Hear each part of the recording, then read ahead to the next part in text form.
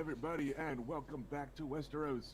It is a Sea of Spears Sunday, and that means that it doesn't matter if Game of Thrones is dead, because A Song of Ice and Fire will never die. Whatever. So, we are taking you back to George R. R. Martin's setting of Westeros, but we're going to the opposite end of Westeros from where the cameras often were.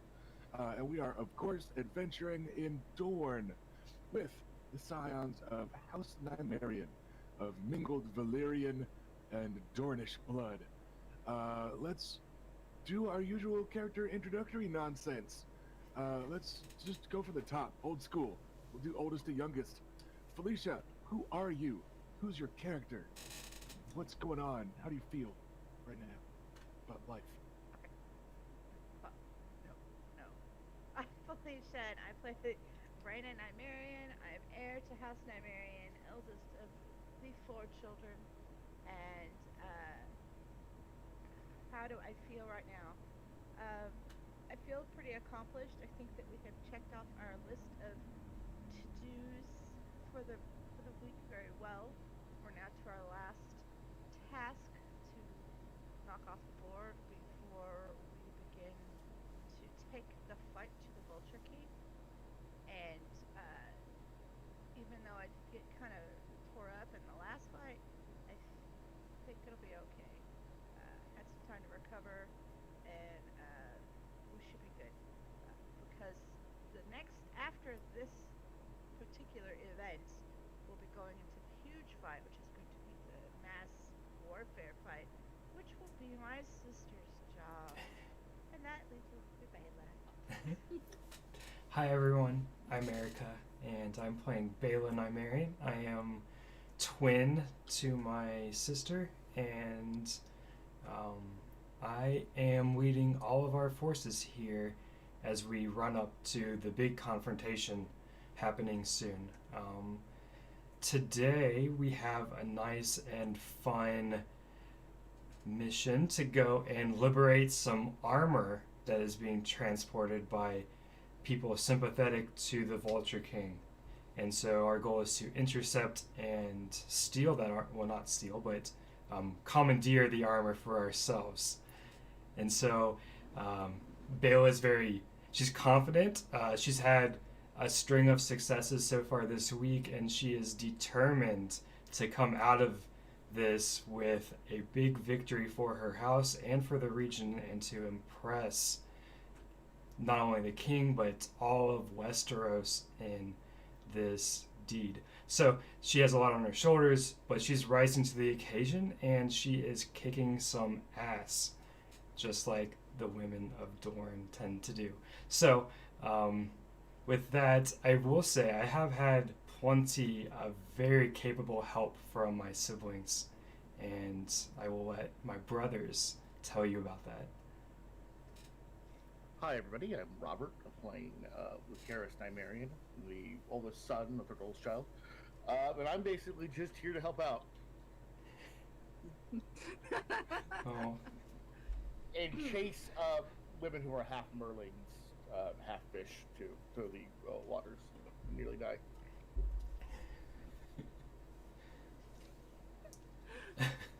Okay, I'm Ash. I play Adam Nymerian, and yeah, our last success against Will and the Butcher has somewhat made him feel a bit better about the Red Rose getting away, and so he's feeling fairly confident about this next mission. Fairly? Yeah, I mean, he's naturally a very anxious creature, so never ever 100% about anything. Fair enough. Rhaena, on the other hand, has absolute confidence that we will emerge victorious. We will obtain all of this armor for our people, and we will absolutely murderify the Vulture King and his ragtag group. They better be pretty fucking ragtag. Rusty. Yeah, sure. Yeah, no, totally ragtag. I will point out that there is particular reason for Adam especially to be a little nervous going into this one. Because remember Mhm. that the plan is to basically it's going to be a horseback chase, and that is not Adam's favorite thing. He prefers chasing different backs, not horsebacks. Oh, scandalous face. Oh!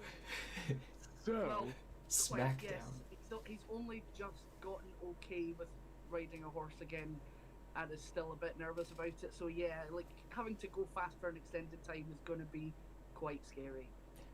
so Not we will just see. that, I'm also going to be asking you to utilize your amazing archery skills from the back of that horse. Cool. Go. I do want to see you spin 180 degrees and shoot while riding backwards. I'm not asking that. No, but you're just heavily implying it. Mm-mm. No, I'd rather you just concentrate on placing your arrows right on target so that you don't have to worry about the thing that you're riding on. You just happen to be moving as you're aiming. Yeah, Erica's like, Erica's, I don't expect you to be shooting behind you. There's no way you're going to be in front of these guys. Yeah. That Sailor's flavor of comforting people. Yeah. No, sweetie, you're too slow for that. You'll just be shooting forward like a normal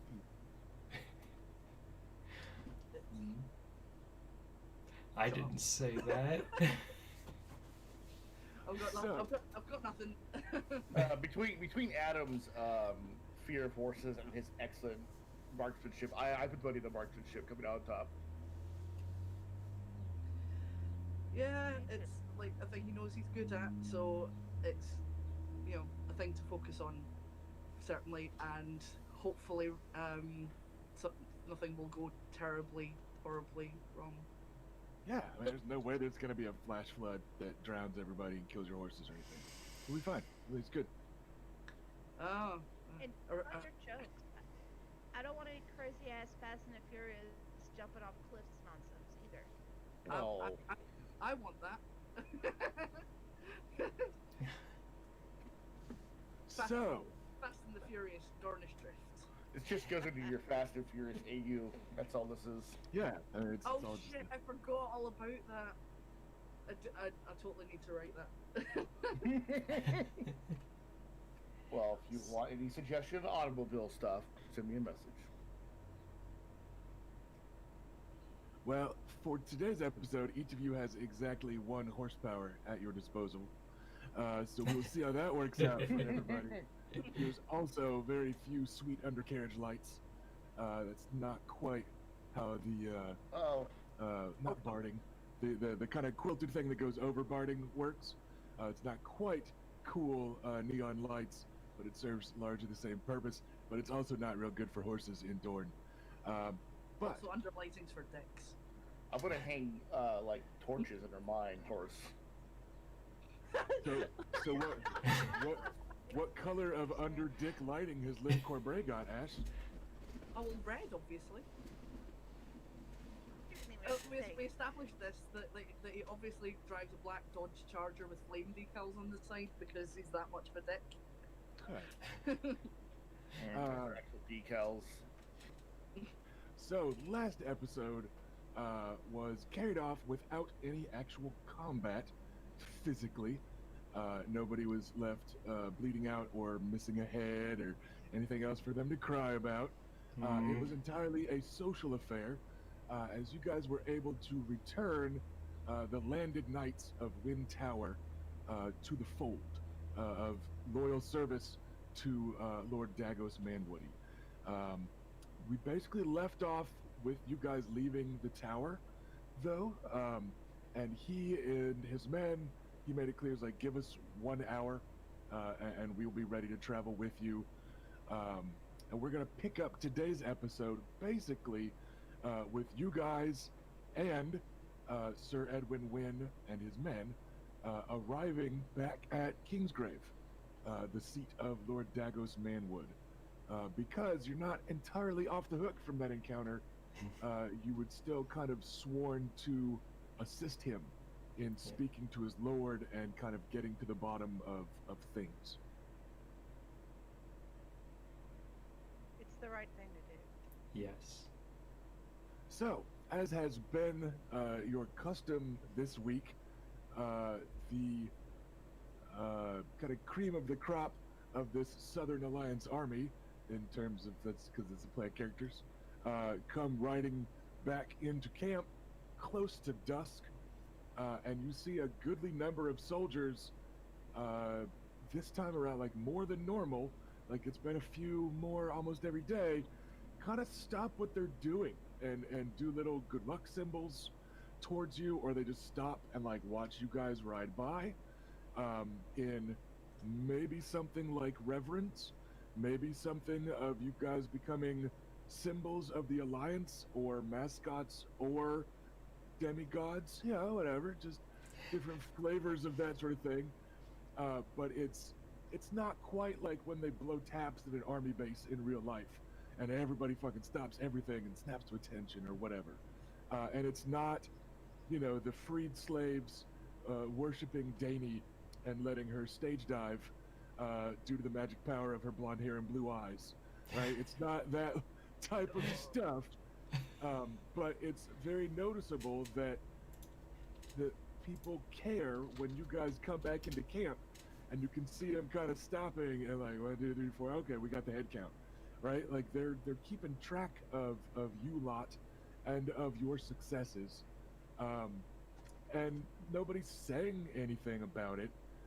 It's not like back at the turn in King's Landing when they're yelling, "Yay! It's the Adam the Archer," and yada yada yada. They're just kind of noticing that you are back and that you're all here, and then they go back to whatever they had to do: digging ditches, cooking a meal, straightening some arrows, sharpening their spear, oiling up some armor, whatever. So it's just like a kind of hush in a bubble around you as you're riding through the camp, where people stop and they kind of look up and then they go back. And you have the distinct impression that this has all been very good for morale, that you lot have not lost anyone on any of your little day trips, and that you guys have so far at least partially succeeded on every single one of them. You are left with the distinct impression that is having a cumulative positive effect on this army and their belief in these untested, unseasoned, upstart, sandy dragon fuckers that have never led an army before, and that for some reason, like, oh, King Robert saw their tits and now they get to lead an army instead of Beric Dondarrion or Balin Swan or even, just whoever. They're like, there was probably some, I don't want to say disbelief, and maybe even doubt is a little too strong, but some uncertainty there, and you get the feeling you may be dispelling it as the week continues. Well, that's what a good leader does, right? Inspires confidence, and through our success, we've demonstrated that we're capable, and I'd like to think that people are taking notice of that. Just like we were very capable in King's Landing, people took notice there. We're giving them reason to notice us and raise our stature. Yep, and it's definitely working out in a very kind of clear and visible way. To answer a quick question from chat, as you lot are seeing to your horses, by which I mean handing them off to the valet squires and that sort of thing, and preparing to kind of bring Sir Edwin Wynn into Kingsgrave, we had a question in chat, and it was, I mentioned that Sir Waylon had been knighted by the Vulture King, but young Edric Dane said that Jonathor Sand left before being knighted. So how can he make knights that other knights actually recognize? Remember that any knight can make a knight. So the fact that Jonathor Sand was not knighted by House Dane does not mean he has not been knighted by someone. So basically any knight or lord can see to that.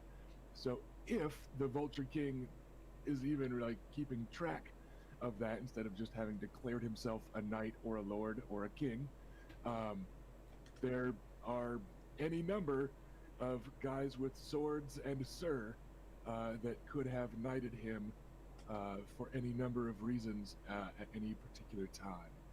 So, let's go back. We got Sir Edwin Wynn, and he kind of gestures, and his men peel off in a sign of kind of tense belief that Lord Dagos isn't going to have him executed. Like he is comfortable riding alone with just you lot, and sending his men off to one side to start making their camp and adding to the army. And he rides with just you through the gates into Kingsgrave and their kind of small keep.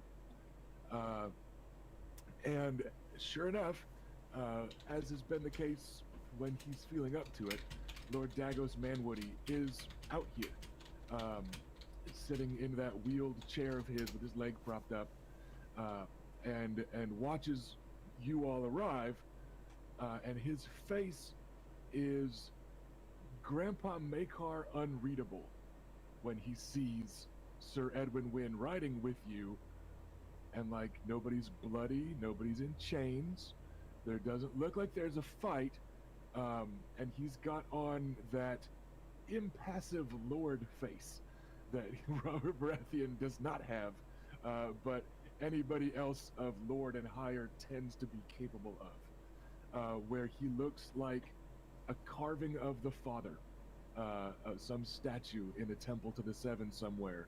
It's that neutral expression that trained lords cultivate around their underlings.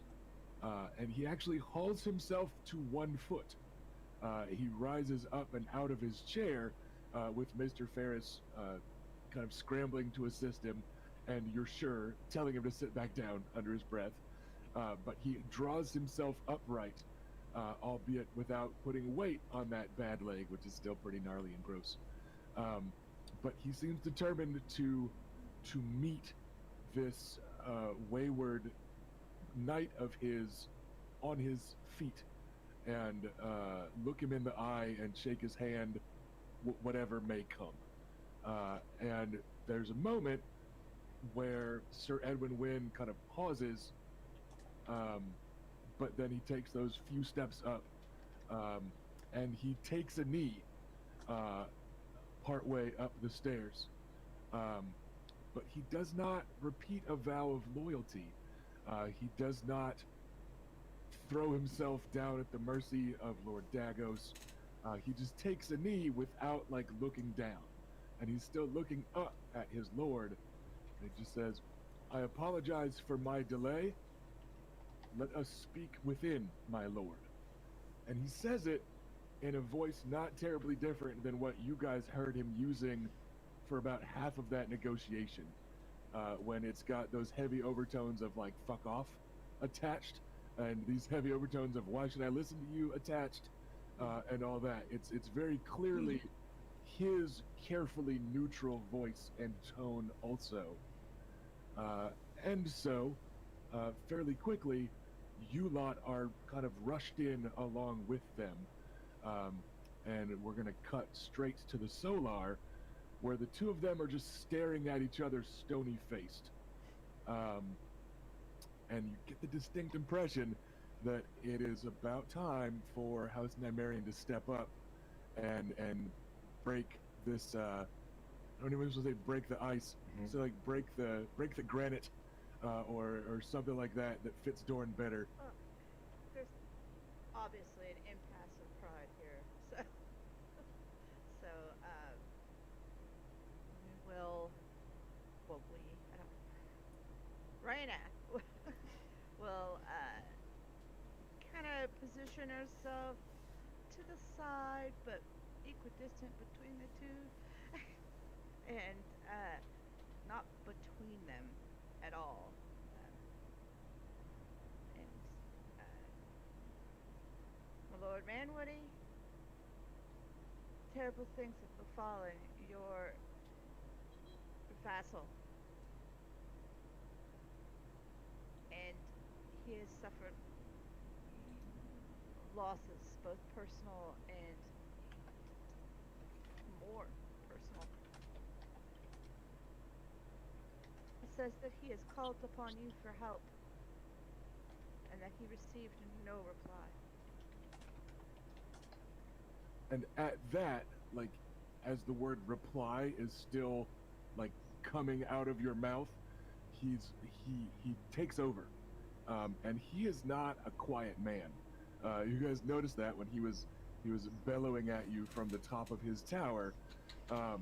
It is a deep and powerful voice, much like Balin Swan, or maybe not King Robert powerful. King Robert's like an 11 on that scale, but it's a powerful, a warrior's command voice that is just deep and certain, like two stones being rubbed together, and this low rumble comes from him of kind of barely controlled grief or rage, or maybe both. And as the word reply is leaving your lips, it says, "Twice I sent ravens, twice I sent riders. I received no word from you, save prior to that, the faintest of warnings that something may be amiss. And your silence has cost me dear, my lord," in a very bitchy my lord tone there at the end.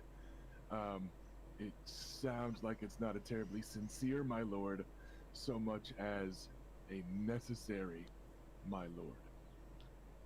And his lord looks... You lot are seasoned enough at reading people that you probably can tell when they're lying most of the time.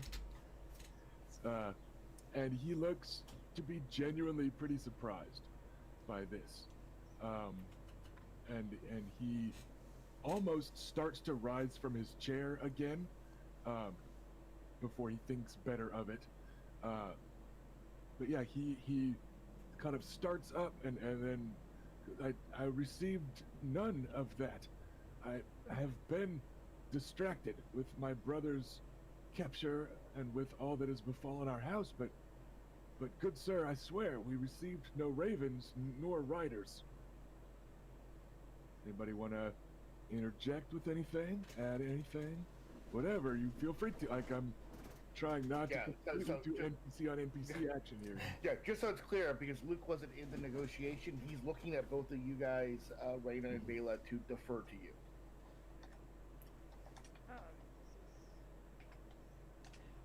Right now, Bela doesn't have anything to chime in. You do know that a decent percentage of your cavalrymen have been riding regular patrols, and they're not always been quiet patrols. They're still running across bands of Vulture King's men that have been trying to, they've been actively kind of sweeping the area in a way that Lord Dagos wasn't able to since his injury, etc. So you are, at this point, you have a pretty clear impression that with the number of archers they've got, etc., those ravens could have just been shot out of the air. The same way that they killed Sir Edwin's wife. They probably could have killed a rider and then killed another rider and killed, so it sounds to you like this is an email consistency issue more than anything else. Is the vibe you've got from, you're absolutely certain that Sir Edwin has not lied about any of this. I hate these. And it looks very clearly like Lord Dagos, he doesn't think he's lying, but he is maybe a little indignant at the implication that he would ignore cries for help from one of his, from his only bannerman. I will say, Luke has a look on his face that he just kind of like, communications get disrupted in a war zone. But I don't know what was discussed, so he's not going to say anything. But he just has that obvious look, I'll chime in and say I've been receiving reports from my scouts that have been on patrol, and they regularly come across groups of the Vulture King's men, archers, guerrillas, all throughout this area. it it would make sense if some of those messages be intercepted. Their archers have been well known to be more accurate than your typical archer. They're well trained. Yes, and if they have a specific interest in the wind lands, then they were perhaps putting extra effort into intercepting messages. Sir Wynn is still very stiff, still very tense, very knotted, in a way. Like, you guys can tell when somebody's muscles are all coiled and, like, it's that fight or flight type of response. And his voice is very calm, though, a dangerous flavor of calm, when he says, "The bandits have expressed a particular interest in our lands. That is why my wife traveled to Lowfields to reassure our small folk." And like, seethes at Lord Dagos, because he hates probably even having to say this out loud. And Lord Dagos looks a little indignant still, because again, the implication of ignoring that sort of cry for help would normally be enough to draw a challenge, right? Like, if somebody talked shit to Grandpa Makar and said that he ignored a cry for help from, Aunt Elia of Sandstorm, like, somebody be a bleeding over it, right? Like, it's a not quite guest right level taboo, but protection versus obedience is literally the cornerstone of your way of life. So you can tell that Lord Dagos is kind of fighting to keep his shit together and stay calm. And he says, I am aware that the Vulture King harried your people. That is why I sent you word to warn you of that, and sent further word to alert you as to my brother's capture and my inability to keep you safe. And then Wynn clenches a fist, and like, you can hear the leather creaking in his glove, and he goes, "I was safe enough, my lord, with the tower you gifted me.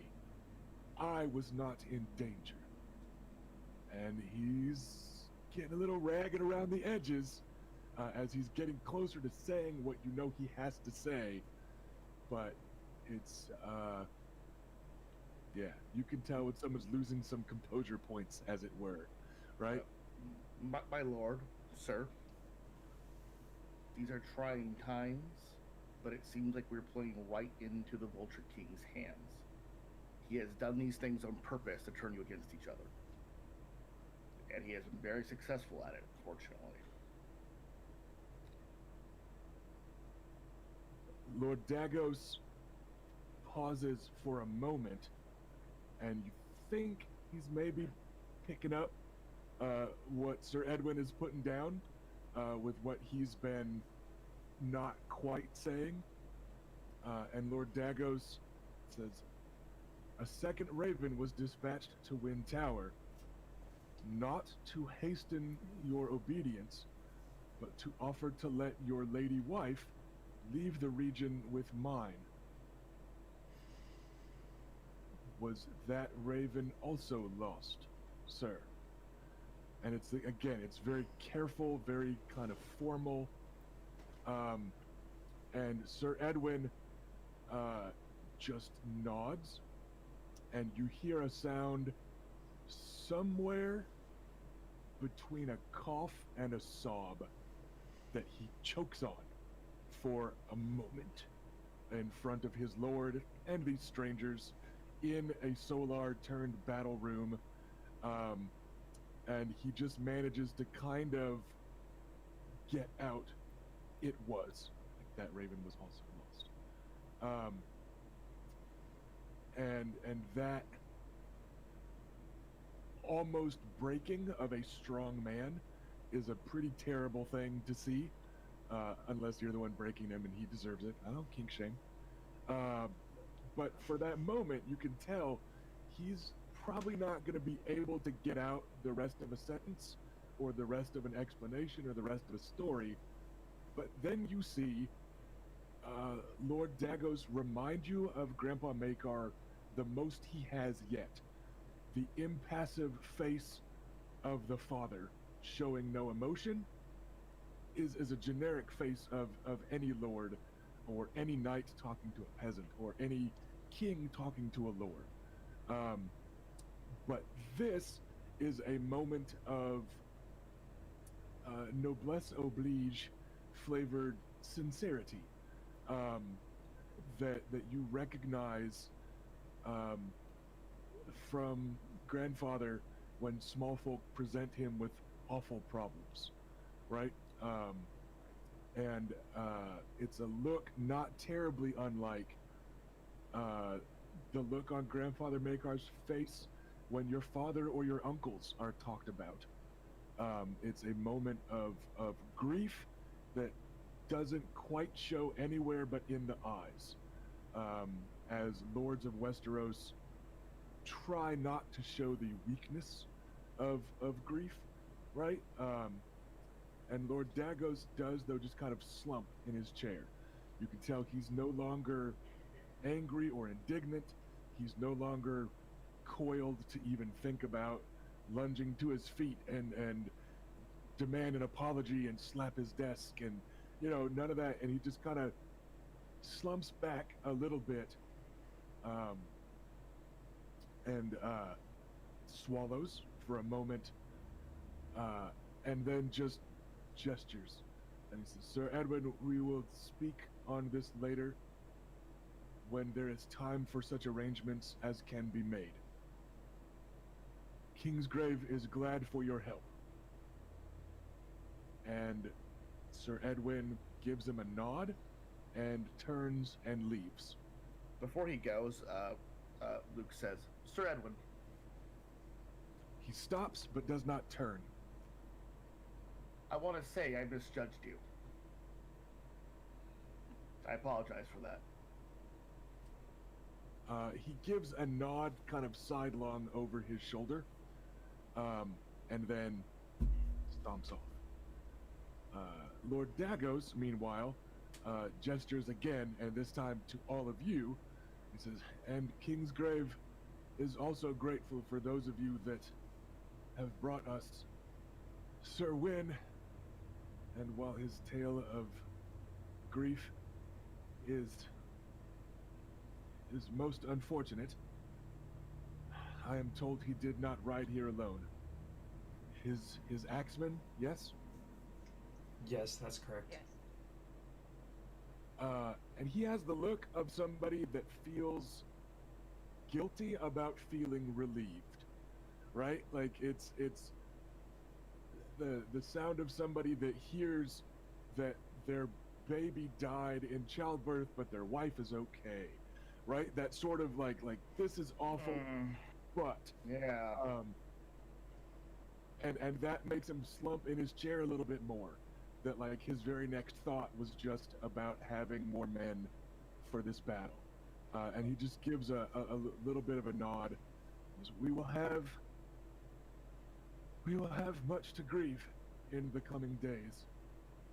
She was a beauty, and my wife arranged Alea's marriage, and it was we that brought her here from House Estrin.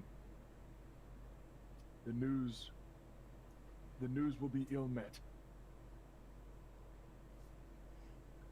My lord, you, I meant what I said about we're playing into the Vulture King's hands, but when everything else failed, you reached out to help, and that eventually did, though late, reestablish lines of communication. So, you did what was necessary, I think. Not that it's easy. Oh, I'm gonna have some wine. My lord, knowing that the circumstances are what they are, he has given more than any of us so far due to the actions of the Vulture King. I've granted his request to lead our vanguard when the time comes. he takes in kind of a long breath. He says, "Yes, of course. Sir Edwin is not a man built for grief alone. He no doubt means to avenge his wife on the morrow or join her. I pray it will be vengeance he finds.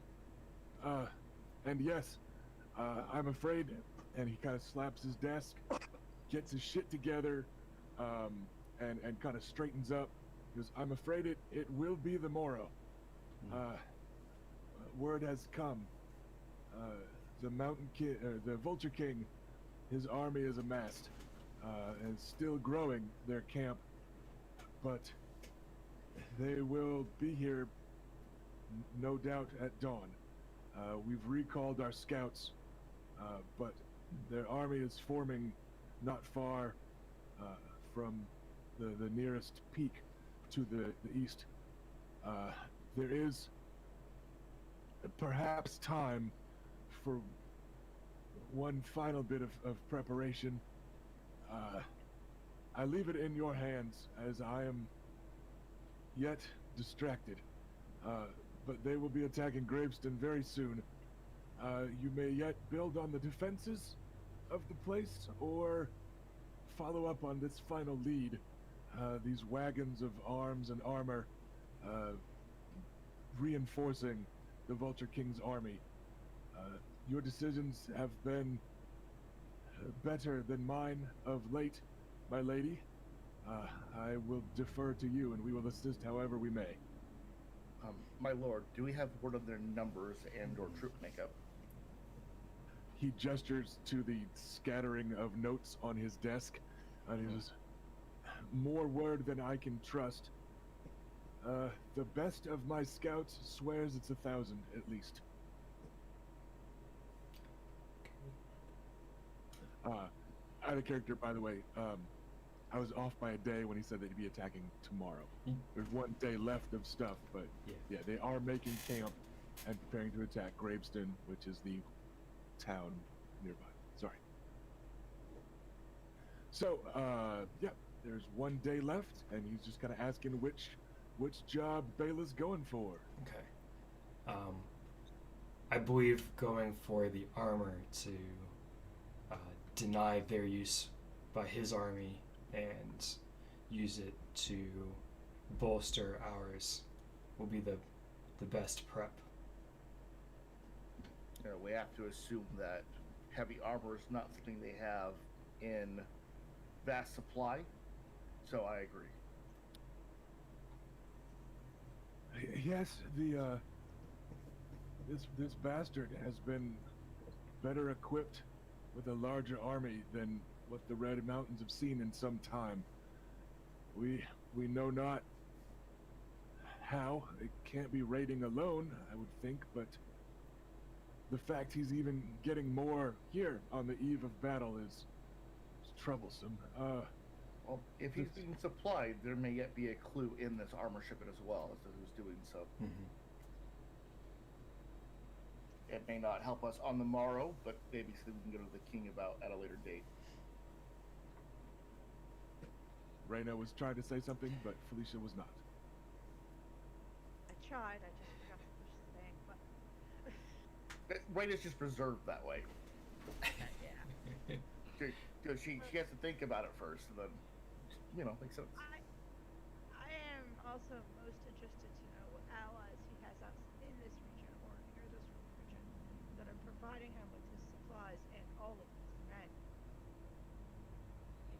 Well, It is troubling. I give a nod to Bela, like I have a guess, but I don't want to say it in front of the Lord, so. There is never a shortage of broken and bloodthirsty men to be found in these mountains.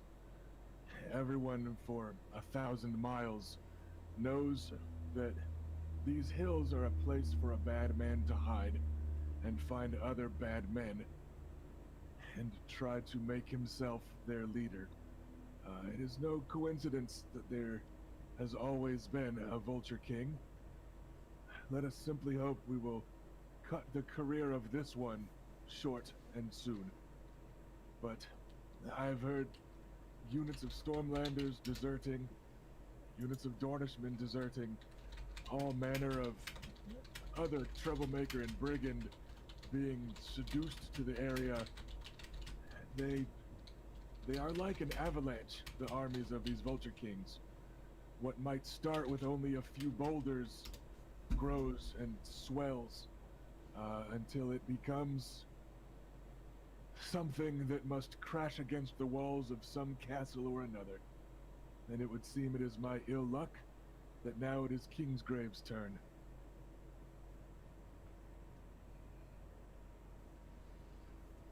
And all of that does jive with the history of the region. It's often been like the Vulture King as a cover for Dornish rebels that just want to go fuck around with Stormlanders, or vice versa. It's a way to have plausible deniability if people go north across the border and, you know, murder a bunch of people in their sleep. And go, oh, they're Vulture King, wasn't us, right? So some of it's that sort of, occasionally over the years, some Dornish cunning in that way has been passed off as Vulture King when it's just men not wearing sigils. But it has also just been a recurring thing for, as they always say, 1,000 years or more. Something about these mountains draws blood. In several of the old, you know, stories that you hear from great grands, the mountains used to not be red. They used to be, you know, pale, gleaming marble and yada yada. But there's just been so many men killed in them over the years that now even the soil has changed. And Yes, it's so nothing to do with the iron oxide at all. So nobody has the geology chain from the Citadel, I see.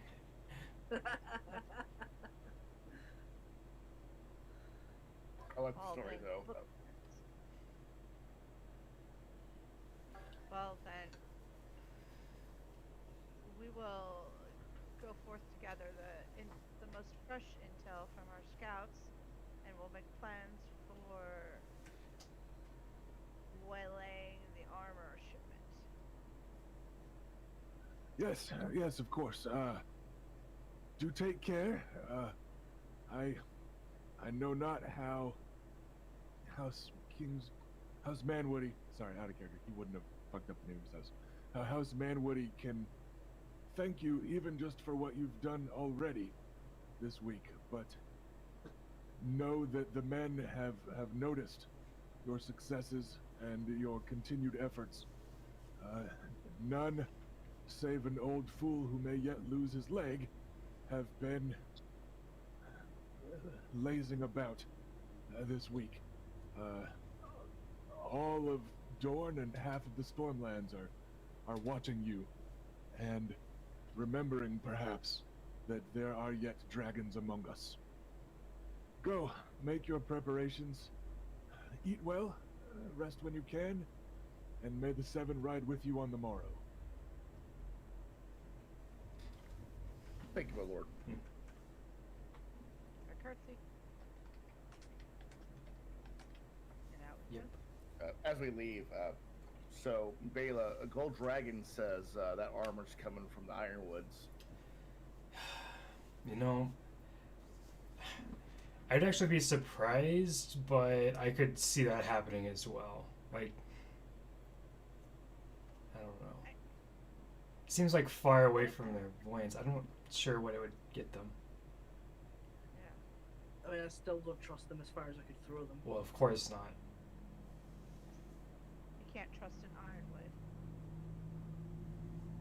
I just don't know. Like I said, I don't know what their gain is. What's their benefit? Sticking the boot into us. How? Well, when we stepped up of our forces and they basically did what was theirs, any losses will be losses to us, won't it? Well, Yes, never underestimate someone's capacity for petty vengeance, sister. yeah. I would say perhaps for this particular shipment of armor, you could be correct, but like just in general, the amassing of people and forces, the Ironwood couldn't be Oh. behind that. Yeah, no. I just think they're not as big of enemies as this Vulture King as they would like to be made out to be. Sure. Like Luke says, it could be them hedging their bets in a way. Or to try to Right. embarrass I know us. they're hedging their Yeah. bets. Well, I know. yeah, that was pretty clear. When they said there's a few green boys and nothing else. Yes, I'm not proposing we march down to, their castle, demand justice. I won't be surprised if we see some familiar markings of that armor. Yeah. Agreed. Agreed. So we ride it tomorrow then. Yeah, tomorrow we go after that shipment. I turn to Adam and say, I know recently you've gotten back on the horse, as they say. And how do you feel about joining us? Well,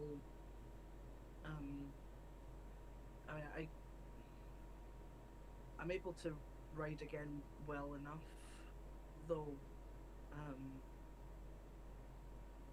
not without some not perfectly, but I'm with you no matter what. Okay, I'm glad to hear that. I mean,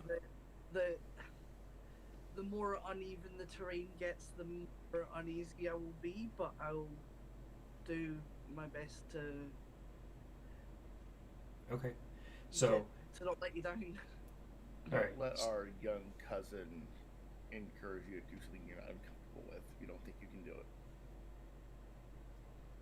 Which one? Wow, any of them, but Well, I know the what girls he's talking. I know what he's talking about.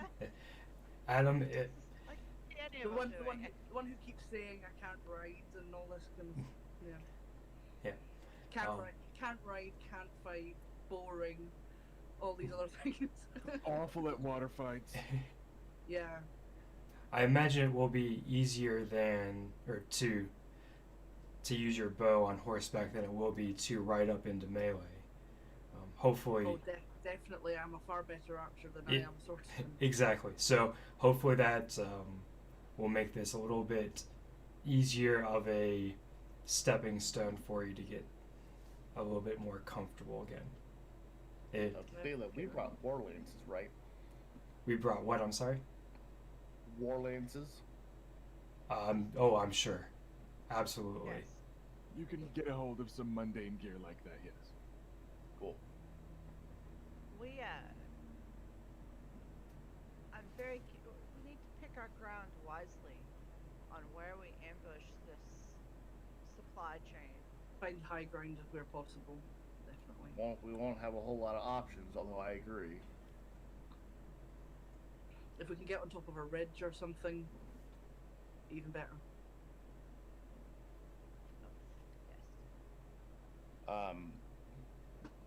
Yes, both are correct, of course. Mhm. But you keep in mind we have to actually make physical approach to it, so. Yeah. But certainly starting with an arrow volley from above is generally an advantageous start from what I've read and seen. Absolutely. Well, if we have 200 archers, I would. Well, no, with the way you shoot, I still think I agree. Yeah, okay. Yeah. If we can bring some guerrillas with us to help lay our ambush. What you know of the coming armor shipment and what you're able to glean from the last scouts and riders to make it back to Kingsgrave is that the shipment seems like it's got to be headed for a particular mountain pass that is due east of here. And from there, they're going to come out and like hug the mountains, going north a bit to where the Vulture King's camp is even now beginning to swell. So you know basically where it's going to be. But to kind of go with a meta narrative, Again, you're not going to be able to just drown them in archers and go, ha ha ha, I kill all of them and their horses with artillery fire. Because we want to be a cool chase scene where the PCs do the heavy lifting. When does our airstrike come off cooldown? Right? About a day too late. Damn! Sorry, in the trial by 7, you guys could call in. Why did we even invest in the ion cannon, you know? I know. You guys were able to call in Oris. Oh, yeah, the strategic during force, the right? trial You're of right. 7. Yeah, we used them all. Yeah, but that has limited number of charges. Oris isn't an airstrike, he's like heavy artillery. Yeah. Here's the ion cannon, yeah. So, but what we're going to be doing is, that sounds like a fine plan. A flurry of arrows or spears from above, and then riders charging down to intercept. But just so you guys know, out of character note, your plan is not going to work all by itself without a dope-ass chase scene. Because that's how the wagon wheel rolls. Because, yeah, that's just more fun. And I want to give you guys a chance to show off some horsemanship. Because you haven't been making very many of those rides, except those of you that actually rode in the riding contest. Because even then, it's not necessarily a lot of horsemanship roles that go into the joust proper. So let's show off them horses. And you lot also got some new horses lately, and you'll be able to bust out those bad boys and do some work. But yeah, you're able to make plans, and there'll be a small unit of scouts and archers that will come with you and can soften up the outriders and hopefully injure or kill the horses that lead the wagons. But as you finish making those plans, what do we got for tonight's roleplay? Anybody wanting to go hang out with anybody real quickly? There's no necessary visit to the Maester's tent, and has been the case all week. Everyone's coming and going. There's a ton of work going on. Everybody seems busy doing everything. But there's maybe time to find people and go just kind of check in. So we have any thoughts there?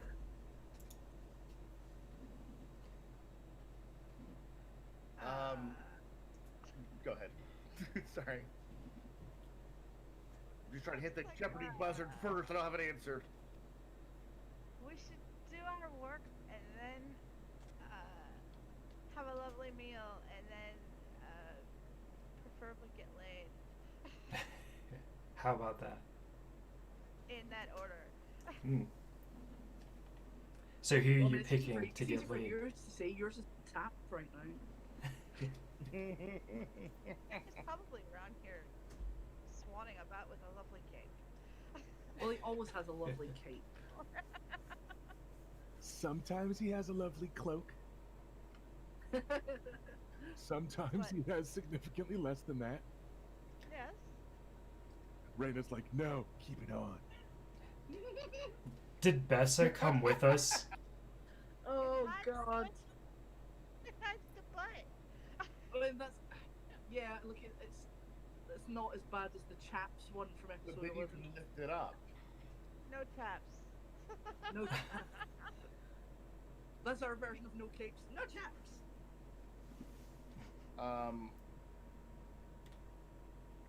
The Sand Girls. What were their names again? I looked at my notes here. I have it here. Just The a second. ones that you are taking with you, or Elia and Obara. Yes, Obara Yeah. is the older of the two. She's in her late 20s and is pretty big.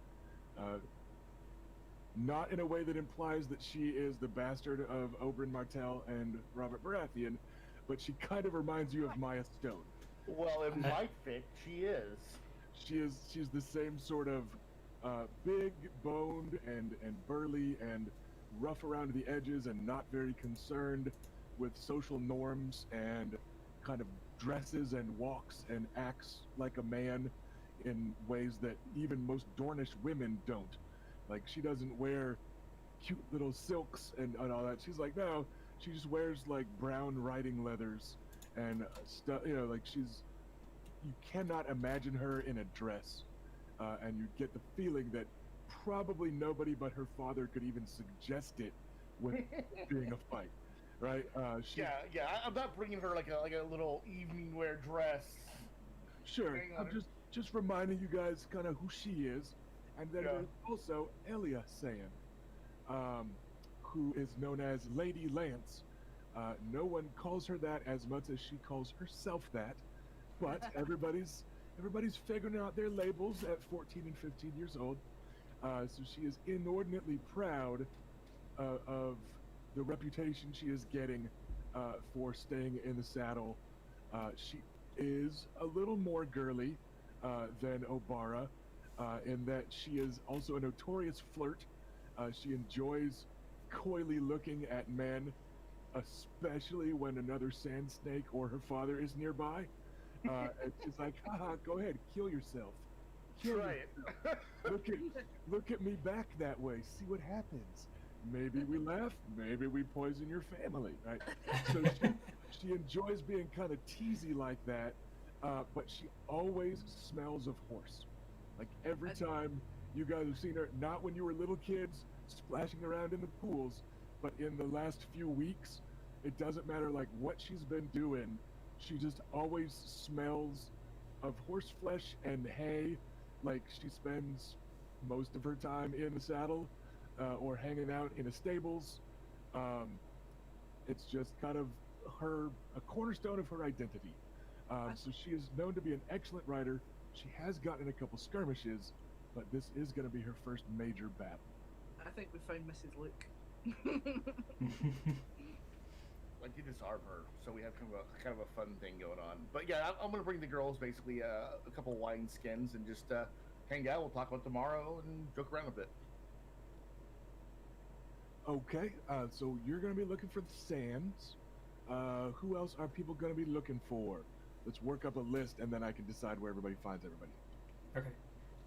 I'm going to go get some food from Bessa, because whatever it is, she's going to fill me up, right? Yeah, And it's always a good option. then I'm going to go and look for people like, I don't know, Balin Swan, maybe. I was Just whoever. You know, just tossing a name out there. Really? I didn't think we brought Bess. I thought she was still. Oh, at I the don't. conference. Oh, did we not? Okay.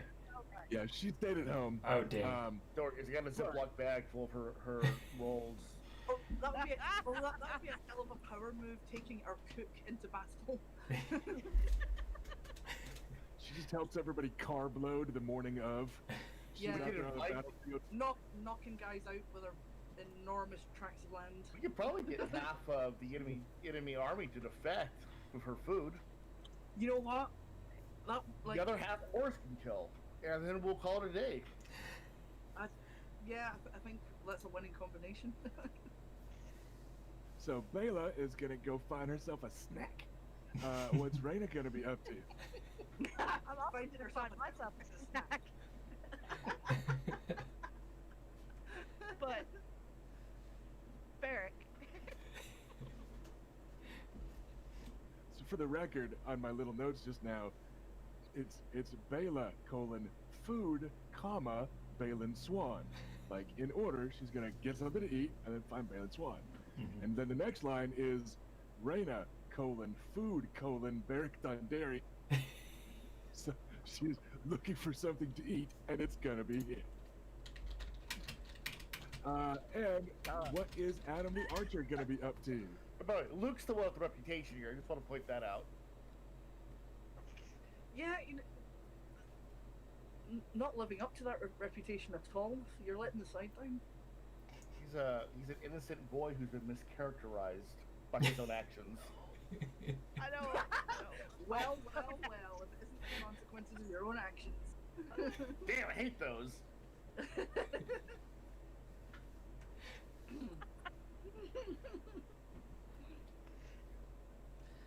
So Adam, what is our young archer shooting at?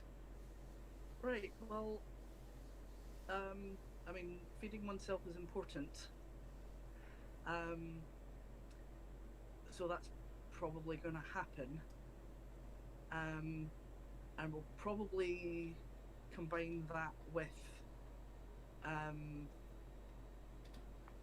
making sure that Oris has had something to eat as well. Because we've found now that food is a language he understands. And that's an excuse to talk to him, because Adam has been trying to talk to him all week, but everyone's been so busy and not in the same place for more than a couple of minutes that he's had like nothing more than like an acknowledging nod on the way past at best. So he's wanting to actually exchange some words, and then probably kind of after that is going to be like practicing riding and shooting at the same time until it gets dark, because this next mission's a big deal and he doesn't want to fuck it up. He might like ask for like Edric to kind of come along and help him with that. Okay. We're actually going to start backwards, and we're going to go with Adams first. You're able to find food just fine. You lot, as visiting nobles and kind of leaders of this alliance, can either sit down and pseudo feast in the hall, or you could just like brazenly wander into the kitchen and grab what you want, right? Or you could just gesture negligently to some servant, stop what they're doing, and have them go get you a plate of food. What they're doing might be important, so like don't just do that for fun. But throughout the week, you've been able to get food delivered to you to like the Solar or wherever you need to be, in the Maester's tents, yada yada. So getting food is pretty easy. You do notice that this is not feast style food though. Like they've busted out kind of wartime ration type of food, which is just kind of a gruel with chunks of meat in it, so that you get both fiber and calories and a protein, and it's stretched out pretty far. There's a few tasty garnish things for highborn folk, but kind of everybody's on wartime rations. Yeah, what's up, Ash? I mean, he is prepared to steal a fruit or something, but not for himself. You can't just make it that easy for me, Ash. So yeah, you're able to get one of it's a kind of flat low bowl of meaty gruel. It sticks to your ribs, and yeah, there's pears that aren't maybe the best you've ever had, but they taste really fresh compared to this kind of greasy, sloppy gruel. But you were able to definitely fill up just fine.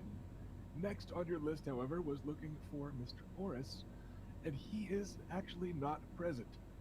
A lot of not quite troops, but like the support troops that Beric Dondarrion brought down from Stonehelm, they've been doing some work to defend Kingston and to try and shape the battlefield a little bit, and they're setting up where where Bela is going to be deploying the archers ahead of time. They're getting that and like putting in a little bit of trenches and some field defenses and stuff like that.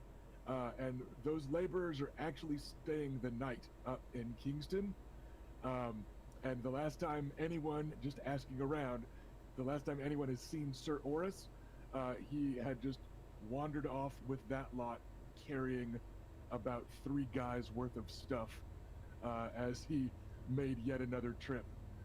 So it looks like a lot of those guys are just kind of working overtime and are going to be staying there so they can get an even earlier start in the morning. So you do know Oris isn't hurt. You know Oris isn't out on a combat type of patrol, but they either they are putting him to work, or he is more comfortable doing manual labor than being treated as a knight, or both. So he is AFK. So the end result is I've got an extra pair, like a spare trick. So away from Kingsgrave. Got it. And then we're actually going to say that Adam and Reyna find Beric Dondarrion and Lord Edric Dane together. because the two of them are sparring in a corner of the courtyard that they have claimed for their own as the highest ranking motherfuckers here. Like they actually outrank Lord Dagos Manwoody, except that they're in Kingsgrave. Like either of them are from like larger, more prominent houses. So they're just like, listen, we want this space. Cool, thanks. And now people are like working around them. They're not dicks about it. It's off to one side and all. I've got a But big, expensive RV there. yeah, you know, their tour bus brought them to the RV where they'll be hanging out. But you see that they are practicing, and Lord Barrick is actually fighting, well, both of them, with greatsword-sized wasters. And young Edrix is not an Edric Dane-sized greatsword waster. It is a greatsword-sized waster that he looks to be growing into and training for. And you know that that's not how Lord Barrick fights that you have seen. But Dawn is a great sword, isn't it? Dawn is a greatsword. That'll be why. Yeah. Adam He's knows. got a- Adam knows what's up. We'll watch. At least I will. They are both absolutely competent at what they are doing. You know that it is not Lord Barrick's preferred fighting style, and it's not how young Edric fought in the Squire's joust, because for the joust he had shield, so he used it. But the footwork is solid. It's a very Westerosi style, northern Andal fighting style that Barrick is teaching him. It's not the same footwork as the Dornish style. There are a few less distracting flourishes of the blade, and a lot of the Dornish greatsword fighting style is built on a lot of half-swording it, wherein you basically turn your greatsword into a spear, because Dornish folk love them spears. So it's very definitely a kind of Stormlander flavor of sword fight that's a little bit different than what you have been trained in. Not that you trained hugely with a greatsword in particular, but you absolutely know what you're doing with it because it's the same long blade specialty as your longsword. But yeah, they're both perfectly competent at it, even if it's not their favorite. And they're just they're not even really going at it so much as practice this parry and this riposte. All right, again, you know, and it's you get the feeling that they're doing it because it's a routine. It's a calming thing for them more than let's brush up on our greatsword shit, right? It's just like this is a way to cling to some normalcy at the end of a workday when we've both been running around, you know, looking after troops, etc., etc. So yeah, it's almost relaxing to watch them, you know, going at each other with longswords or with greatswords for a bit. But before too long, Lord Barrick declares the lesson at an end and strikes a pose, leaning on his greatsword waster, sticking the tip of the wooden sword into the ground and leaning on the crossguard rakishly. Is absolutely posing for Reyna. Edric, meanwhile, slings his sword up over his shoulder to take it over and lean it against a wall, and fetches a pair of wineskins and gives one to Lord Barrick, and then he just kind of sidles away to go over towards Adam with the other wineskin so that Lord Barrick and Reyna can be alone. And I will let you two decide, do we want to pick up with Reyna or pick up with Adam? Well, she outranked me, so she can go first. We're not gonna farkle for it. Okay, I will go first. I will. Well, that looks like a bracing bout. Indeed, I fear I may yet train him too well. He hasn't beaten me very often yet, but it won't be long. Well, it's not exactly your usual type of fighting, so you will probably be beating me rather soon. And if anyone was born for wielding any sword ever, it's that boy in Dawn. He doesn't see it, but I think he will. Well, I think the fact that he doesn't see it is why it is so true. 10 years from now, he'll be a hero. Mark my words.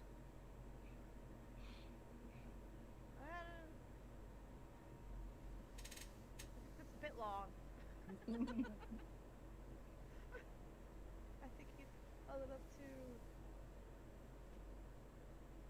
rambunctious to wait that long. When discussing knights and squires, eager is generally the preferred word. Rambunctious is for puppies. Bold. Bold works. Lord Beric the Bold. That has a rather nice ring to it. Oh, I love him. Bold one. Yes, Reina the Rambunctious. I am far from a puppy. If there's ever been anybody set up so well to hit it out the park,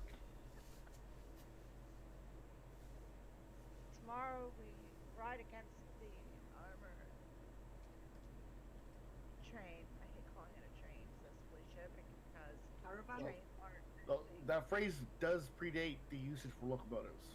This Alright. is true. Yeah.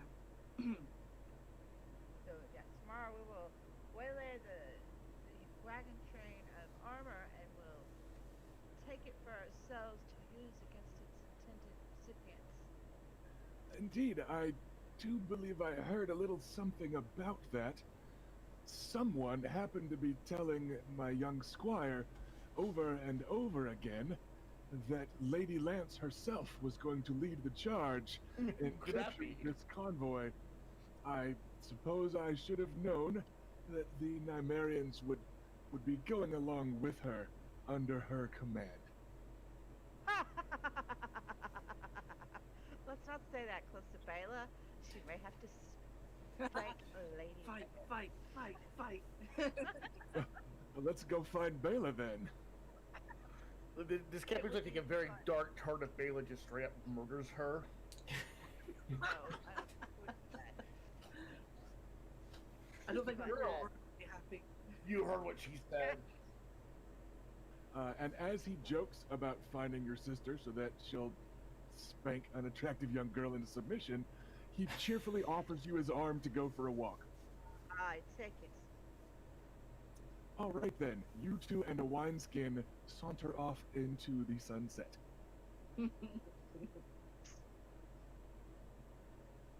It's okay if we fade to black, yes. Don't worry, we'll LARP later.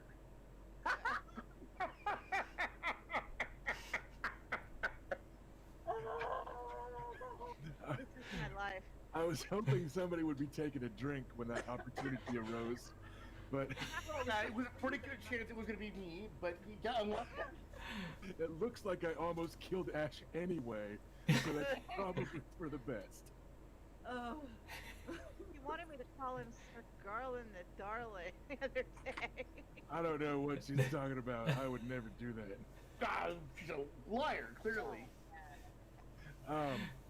Actually, I real didn't quick, think I was going to need my fan today. like especially when you said Oris was somewhere else, just like being all sweaty outside of eyesight, I thought I'd be fine. That, I mean, all the- when you said that legitimately worried me. Real quick though, Ash, what are you drinking? Is it one of the Game of Thrones whiskeys? I just saw something brown in your glass. Oh no, I was drinking White Russians, Okay, which, just which I will be refilling at the break. gotcha. The glimpse I saw looked like it might have been a whiskey color, and I know you No. got that assortment of what, like 6 or 7 Oh, a week or two ago. Oh, Nine. okay. Sorry, I underestimated you. Don't be offended, King Robert. Yeah, like that was a lot of money I sunk into that, but I now have all 9 of the Game of Thrones whiskies. I do this every day, as far as you all know. So, all right, we will then transition to Adam, as he and Squire / Lord Edric Dane are probably both mildly bemused, watching your sister walk off to get Dondarrion.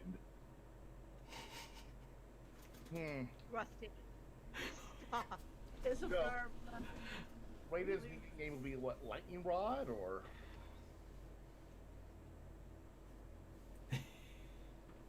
Or is that for something else? I am not commenting. I'm just going to show you guys my stickers. Hopefully. they'll Oh, wow, they're cool. Very nice. Yeah, they're not showing up real well, but it's a House Cool. Targaryen sticker and a House Dondarrion sticker I mean, that she got. if it, I'll say the front of your computer looks exactly the front of mine, though. Yeah, there we go. We can see a little bit better. I mean, Oh, I, yeah. I Oh, was- nice. I mean, I was going to suggest the theme song "Ride the Lightning" if it wasn't about lethal, if it wasn't about execution.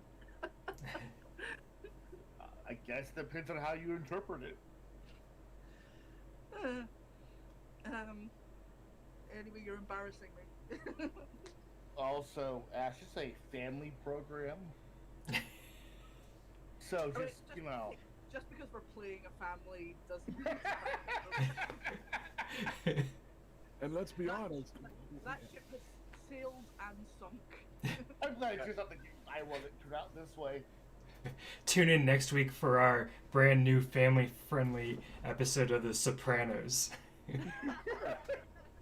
let's just remember a family show in Westeros covers a lot of ground that it doesn't in most Yeah. settings. Game of comfy chairs. Uh, No, we wouldn't pass the comfy chairs in our first arc. But I'm now just imagining this whole thing done with Sesame Street puppets. well, now I'm distracted too. Thanks, Anna. Huh. Sorry. Right? So, young Edric is taking a drink from some watered-down wine, which is how Stormlanders hydrate after fighting. It's just kind of half wine, half water. But The he's Gatorade Dornish. time. Sorry, what was that, Ash? But he's not Stormlander, he's Dornish. Right, but he's being trained in how to be a knight by a Stormlander. True, true. So you are certainly able to take the initiative for this brief conversation. Before, because I heard earlier you were going to launch some sort of plan for him to help you with. Yeah. But I don't remember exactly what you wanted him to do. But- So but now's yeah, your no- chance. Yeah, I mean, I'm not going to just launch straight into it. There are, you know, when first he's going to, like, Adam's, like, come out with, like, a pair in each hand, and, like, because now he does not, the person he's going to give that other one to is not here, so he's going to offer it to Edric. I've got a spare one, do you want it? Oh, yes. And he offers you the wineskin in exchange. I will take a drink of that. And he wolfs it down. You get the feeling that they probably haven't had supper yet, and they've been out here training for a while, so that pair is gone in like record time.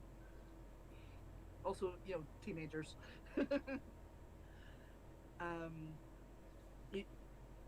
You fought very well there. That was impressive. Not well enough, but I'm working. Well, it's a much bigger sword than you fought with at King's Landing, so you'll get there. I need to. I need to be better than good. If they give me it, I need to live up to that. No one's wielded it since Sir Arthur, and that makes some heavy steel. Ned, I have no doubt that you will absolutely fulfill that role with distinction.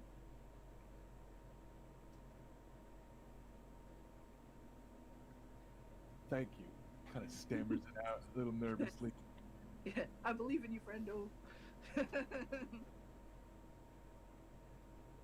But I actually had a small request to make. With the I'm told by my sister that tomorrow's sortie to intercept the armor shipment is going to require archery from horseback at speed, and while I've certainly gained a lot more confidence since Blackhaven, I haven't really done that specifically. I was wondering if you might like to join me in practicing. Oh, of course. I'm not a very good shot, but I do pretty well in the saddle. So That's more the part that I feel I need some pointers with. of course. Let's go to the stables, but I found a way to get there that doesn't go where your cousins have set their tents up. So maybe we could get past Lady Lance if we go this back way. Good idea. I don't think I could really stand another lecture why my riding is terrible, why I'm boring and things. And he gives his peach. Is it like a core for a peach? I know it's an apple core. For a But, like- pear, it's a core. Yeah, Or, yeah, so for a pear. they're similar. They're similar to an apple. Yeah. An apple. He gives his pear core a little toss. He goes, "Let's hold on to these in case we run into it." Good idea. So the two of you can whip half-eaten fruit at her. God, eat Uh, it, right, guys? Okay. And even if we don't get to do that, the horses will. So we will let you two fade to black of an entirely different sort. You are able to make it safely past Lady Lance, as she is nowhere to be seen, and you're able to just get some practice time in the saddle. He is not as reassuring about it as Lord Barrick was. You can tell Edric isn't practiced at teaching someone else, but he is just a pretty good rider for his age, and he's also just kind and decent, and that goes a long way into filling that gap of being an experienced teacher versus not. Yeah. So yeah, you guys are able to while away most of the rest of the evening. He's impressed with your archery because he hadn't really seen it much. Yeah, you know, I'll he was, probably make a point of showing off Heart Piercer to him because Adam thinks it's like the raddest thing. It kind of is, though. So, like, it's fair. It's pretty dope. yeah. Made you jealous. It's very rad. So you two are able to while away the rest of the evening, getting in some practice, and we will take care of that. But then our drone cam is actually going to like swoop away from those two who are prepping their pear cores to throw at young Elia Sand over to Elia Sand. We're going to skip Bela in our order here. We'll wrap up with her. And we'll go to Luke finding Obara and Elia as they are leaving the stables. And you can see that Obara is kind of standing impatiently and rolling her eyes as Elia is giving the final of her special instructions to some stable boy about exactly what to feed her horse, etc., etc., etc. Make sure you're very specific with this one. He's very lazy. And I look at the stable boy, serious for half a second before I laugh and crack a smile. He looks like maybe he's terrified. Like that's the vibe. Like they might kill me now. Everyone's heard of this fucking family. Fuck, right? It's that kind of look. But yes, he is frantically nodding at Elia with her hands on her hips, and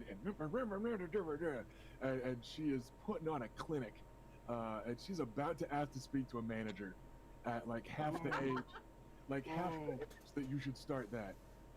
So she's just like enjoying the browbeating. So, having worked at minimum wage, I feel really bad. So Luke is going to hand him suddenly a gold dragon for his troubles. being the butt of the little joke, and then just kind of goes back to what he was doing. Elia turns her wrath on you as the stable boy scampers off with more money than he's ever had before. Yeah. Who's gonna do that like grandpa thing where you shake someone's hand but you leave them money? And he goes, why did you do that? He didn't even do it yet. And you don't... he doesn't even know what to do with that much money. Oh. Now he doesn't even have to do what I said. You paid him in advance. He's not gonna feed Thunder at all. He'll do it. Did you see the look of terror on his face when I made that jape? That's why you didn't have to pay him. Didn't have to, but I figured I should. So. Sand snakes don't buy things. We take them. Or And get other people to buy them for us. And she also strikes a bit of a pose, just like she knows that somebody somewhere might be glancing this way after she dropped a cool one-liner, and she's like, looking off in the middle distance. Luke laughs like to play along, but it's also very funny to him. And he goes, "Would you two care to take these wineskins off me?" Obara reaches out and takes both of them. And one she slings over one broad shoulder, and the other she does this with, and just holds it up out of Elia's reach. And she's like, I'm the oldest, I need to sample it first. There are people that would love to hurt Father by hurting us. I need to make sure that you're safe. She's not wrong. Obara, the one you're holding is watered down a little bit. I was going to give it to her, but sample it. And she gets to drinking, and Elia gets back to some feisty pouting. And then, as Obara keeps drinking, Elia loses patience. She goes, what did you want anyway? You should want our horses well kept for, and us at least half sober, Obara, for tomorrow. I do want those things, but I figured we could also have a few drinks and have some laughs and have a good time before we ride.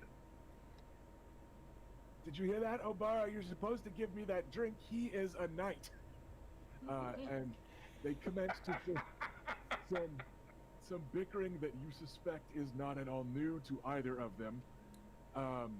And now I have a little sister, I feel. Yes. And we will fade to black with you lot as well, as you will be able to hang out and talk spears and talk saddles, and maybe 20% strategy, weapons, fighting, 80% just joking around. That sounds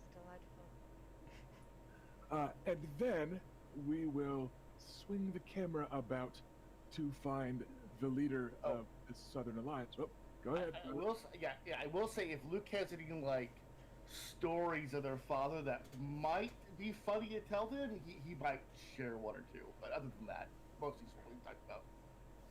Most of the stories about Prince Oberyn that make the rounds aren't terribly funny.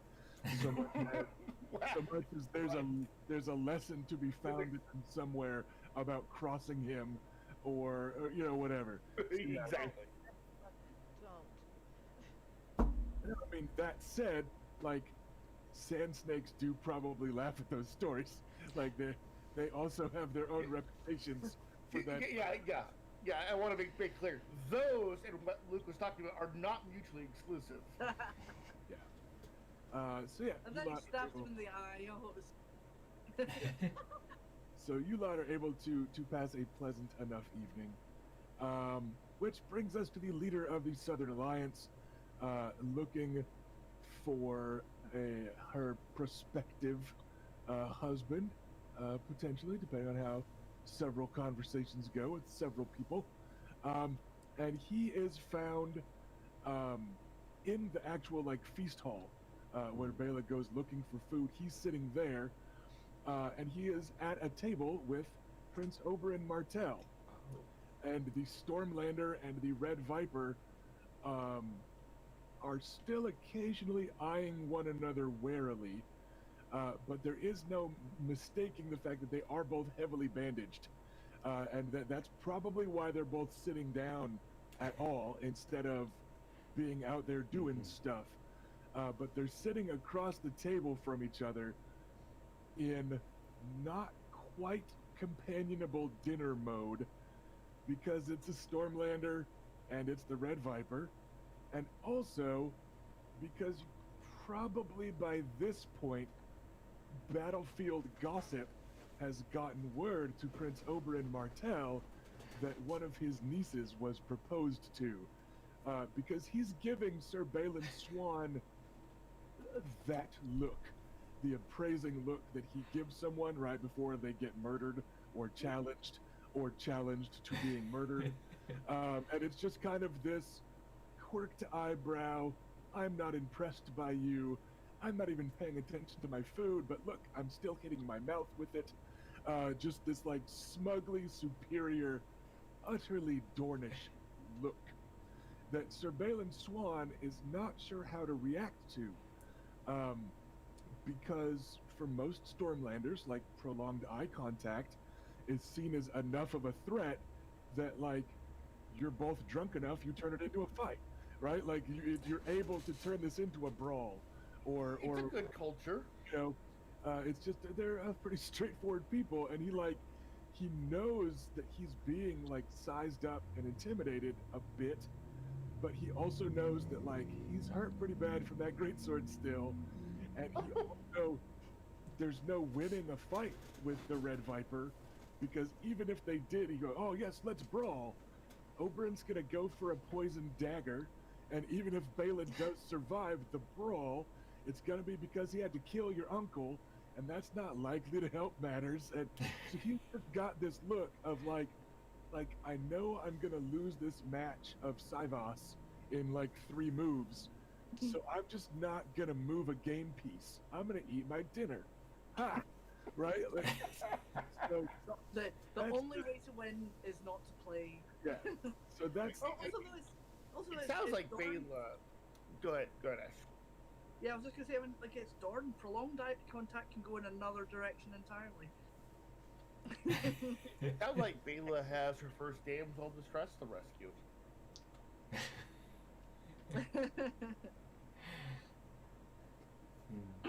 So I get my food, and then I sit down next to my uncle, and I say, Uncle, Sir Balin, how are you, both of you feeling? Sir Balin makes a point of kind of straightening up a little, instead of like hunching to lean on the table and help his torso from damage. He makes a point of kind of sitting up straight and squaring off his shoulders and matching the profile that you are used to with him. And to his credit, he does not wince about it. And to his credit, he refuses to acknowledge your uncle's smirk as he does so. So like he's doing pretty good for himself. And he goes, Lady Bela, I hope you will not mind if neither of us rise.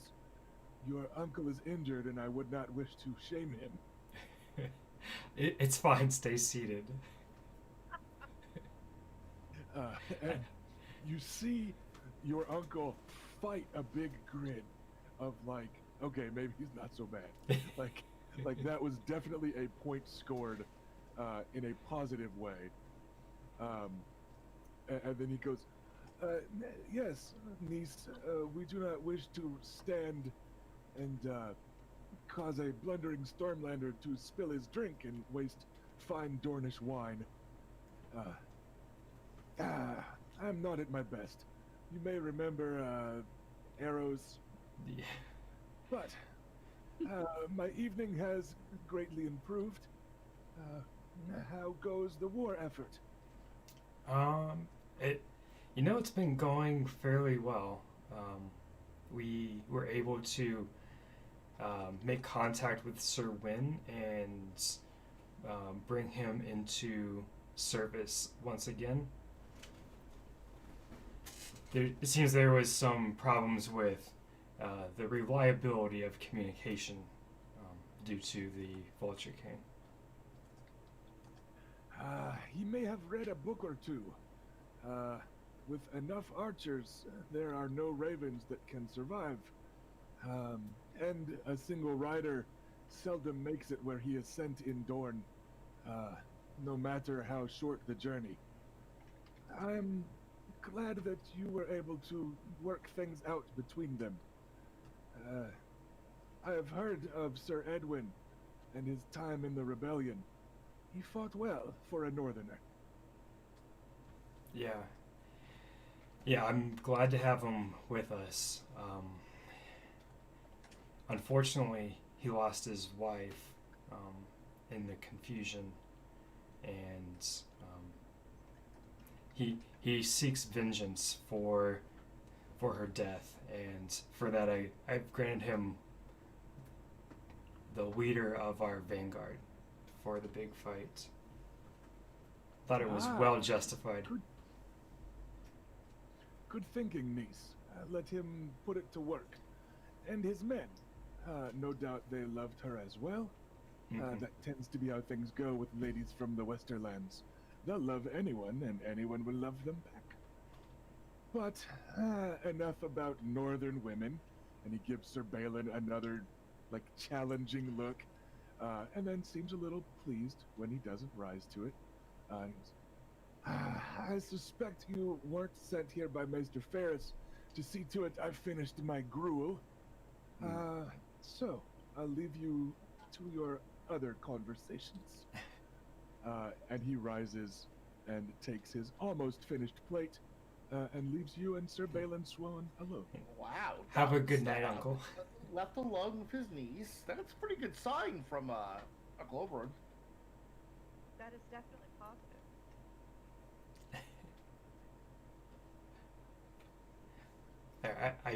I say a good night, Uncle. If it is, be gentle. I remember hearing something about a great sword. He says as he saunters away, leaving Sir Balin absolutely blushing, with his andal pale skin turning beet red, and he doesn't know how to respond to that without it being a fight. So he just eats it. He's just stuck sitting there swallowing it down. I laugh and I say, sometimes you just have to let those things just roll right over you, and laugh along with them. Yes, I suppose at times it's best to let the viper bite and then slither away. They do sting a bit, though, if we can be honest. I'm sure they do. Growing up, it was the same thing. So I know that you're newer to it than the rest of us. But really though, how's your injury? It's fine. The rest of me, perhaps not so much, but yes, the sword cut is feeling quite sword cutty, I suppose.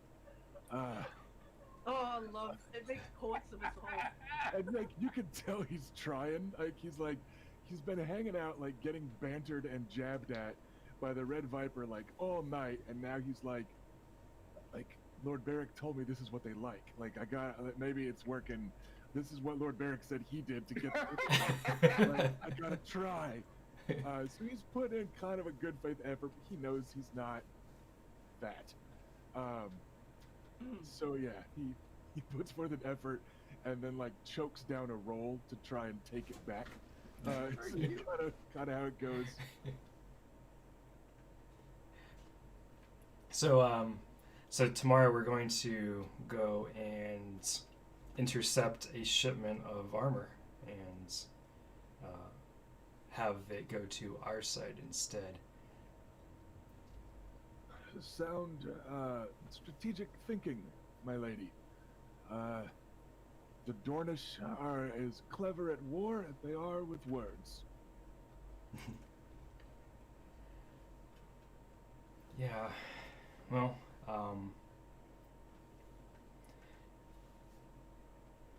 she kind of gets a little bit nervous herself, not really sure what to say, and she takes a big gulp of her wine.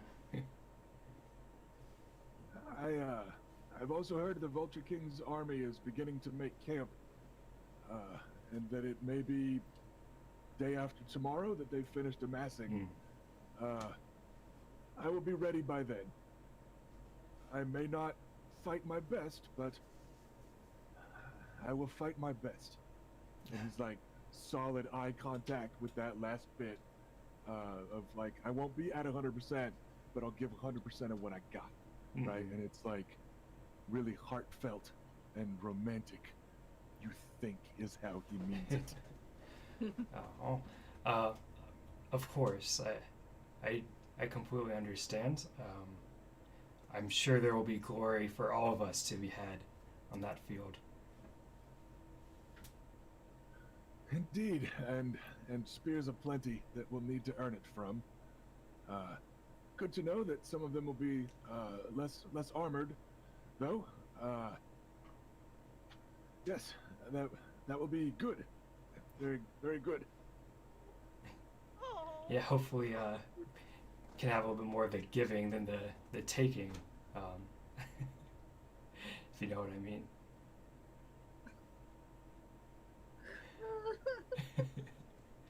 This is so awkward. That's adorable. He almost chokes on the other half of his roll. I'm sure that I do. Please don't elaborate when wincing makes me wince. So, but yes. Good luck on the morrow. Thank you.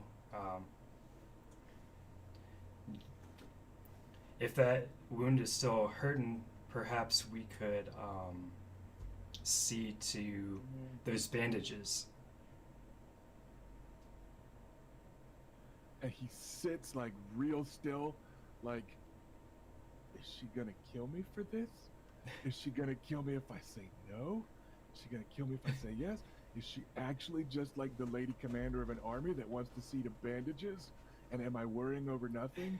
Oh God, how long have I been worrying? Right, like you can almost Opposed to a Dorish girl, this is what you get. like you can almost like see the like water wheel turning, because they didn't really have like gears.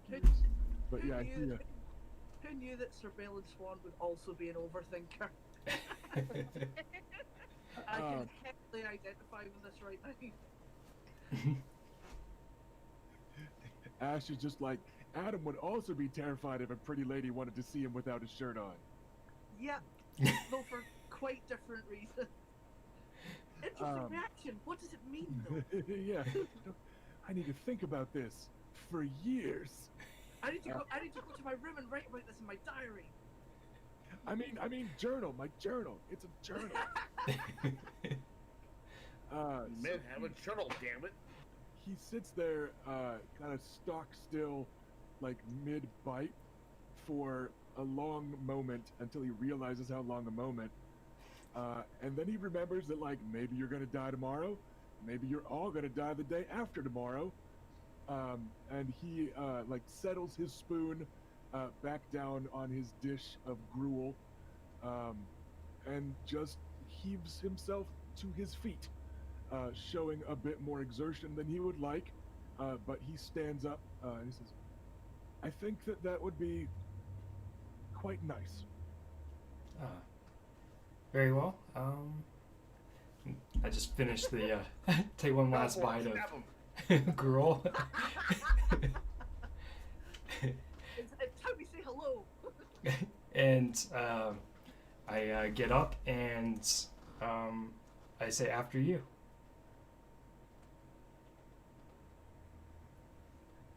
If he was Lord Barrick, he would say, like, no, you're certainly going first. But he's not. So instead, he will just leave with you. We will cut it there.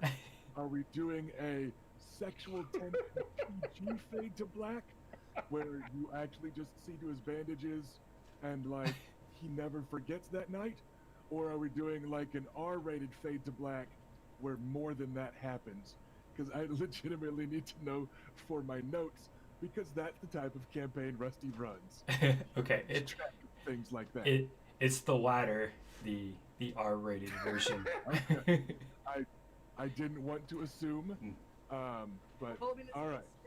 it's kind Somewhere. of like once a woman has tended to a man's injuries, it's kind of inevitable.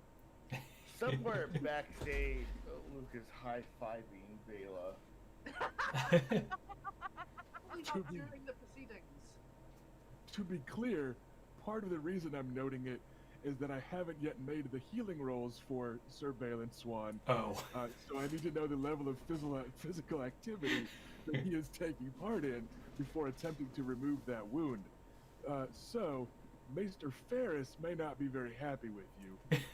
That's fine. But, We can have that Swan will be conversation. very happy. so yes, that will be our final fade to black then. And with it, I think we're going to also fade to black of the totally G variety, perhaps PG-13 in the Zimmerman household, because we got that booty dough. And we will be back after a break of about 10 minutes-ish. So we'll see everybody in a little bit. Okay, bye.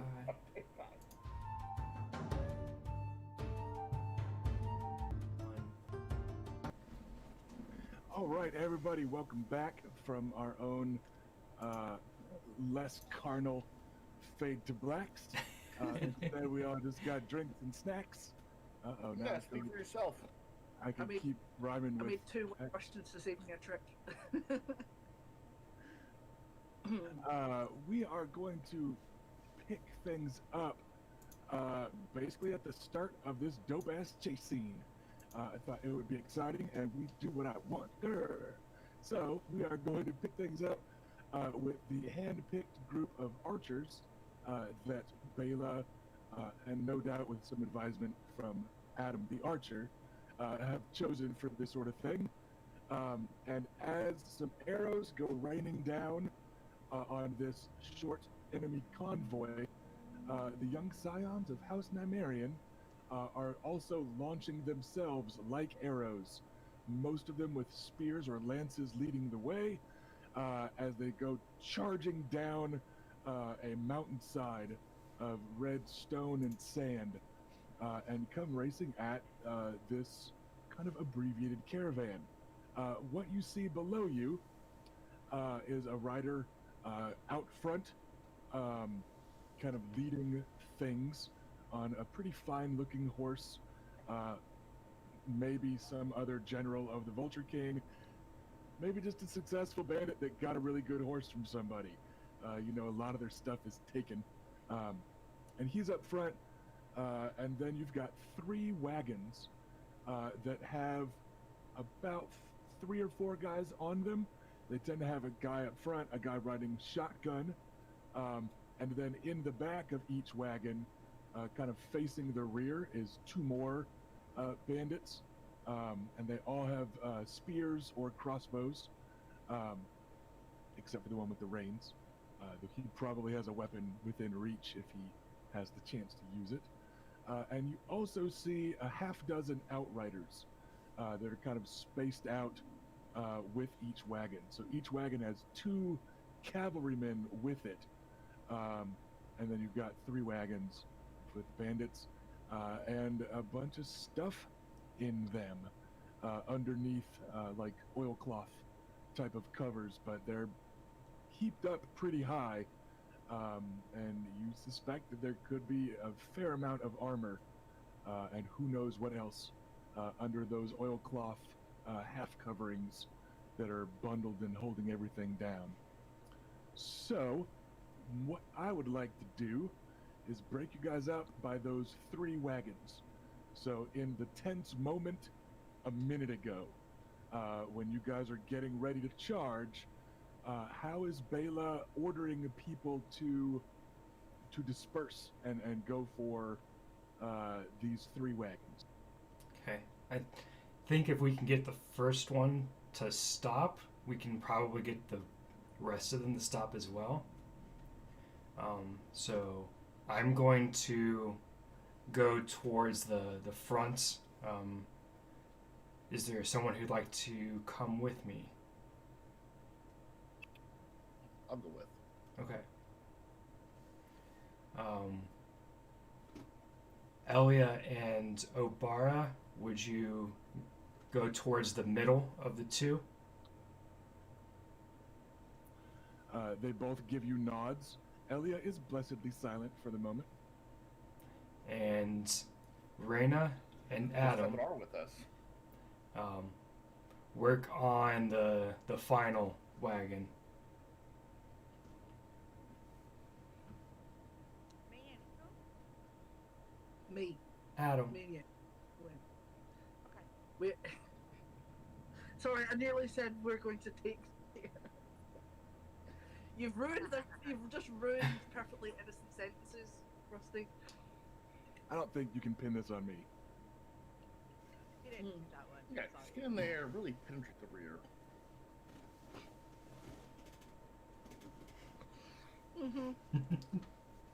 So you ride hard now. So, all right, we have Bela and Luke charging towards the first wagon.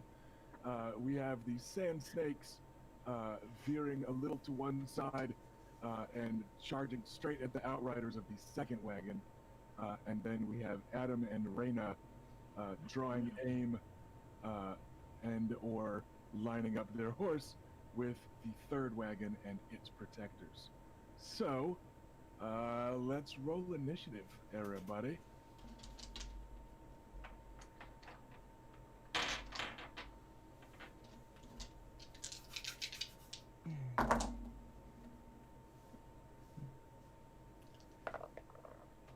Not forgetting the armor penalty. So Luke is clearly, you guys can tell as he begins to ride off, injured because he reacts relatively slow for himself with a 12 to initiative. The armor penalty just comes directly away from your result, Yeah. doesn't it? Yeah, you total it up and then subtract a couple. 6. 7. Okay, I don't feel quite as bad now. 11. Yep, got that. My initiative was like ridiculous to begin with, so don't compare to me, compare to them. So give me 1 second as I get everything in order. Because we're actually going to be starting with some bad guys. Let's hope that that was the best roll that they're going to get in today. But they pretty much aced their initiative. My default bandit outrider group here. Well, I want it clear. I'm wearing clothes and armor today. Well, I guess the volley of arrows maybe alerted them to our presence. All right. So first off, we've got. We'll just kind of do it in what makes sense order.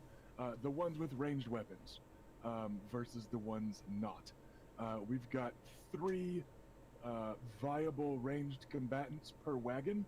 We're going to say 2 of the 3 can attack this round as they're hollering and like turning to get oriented and stuff like that. So they're gonna lose a handful of attacks in this kind of quick flurry of activity.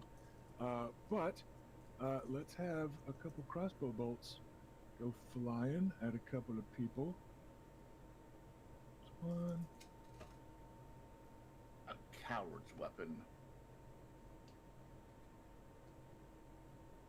Do you mean ranged attacks in general? Think Or- maybe you're just mad because you couldn't concentrate on Right. training because you were looking at your aunt inappropriately. Yeah. Listen, I would- I got a dice. Well, now I have 0 dice in it, I guess, with the wound. So, A crossbow bolt goes sailing by Bela's horse, which makes it start a bit.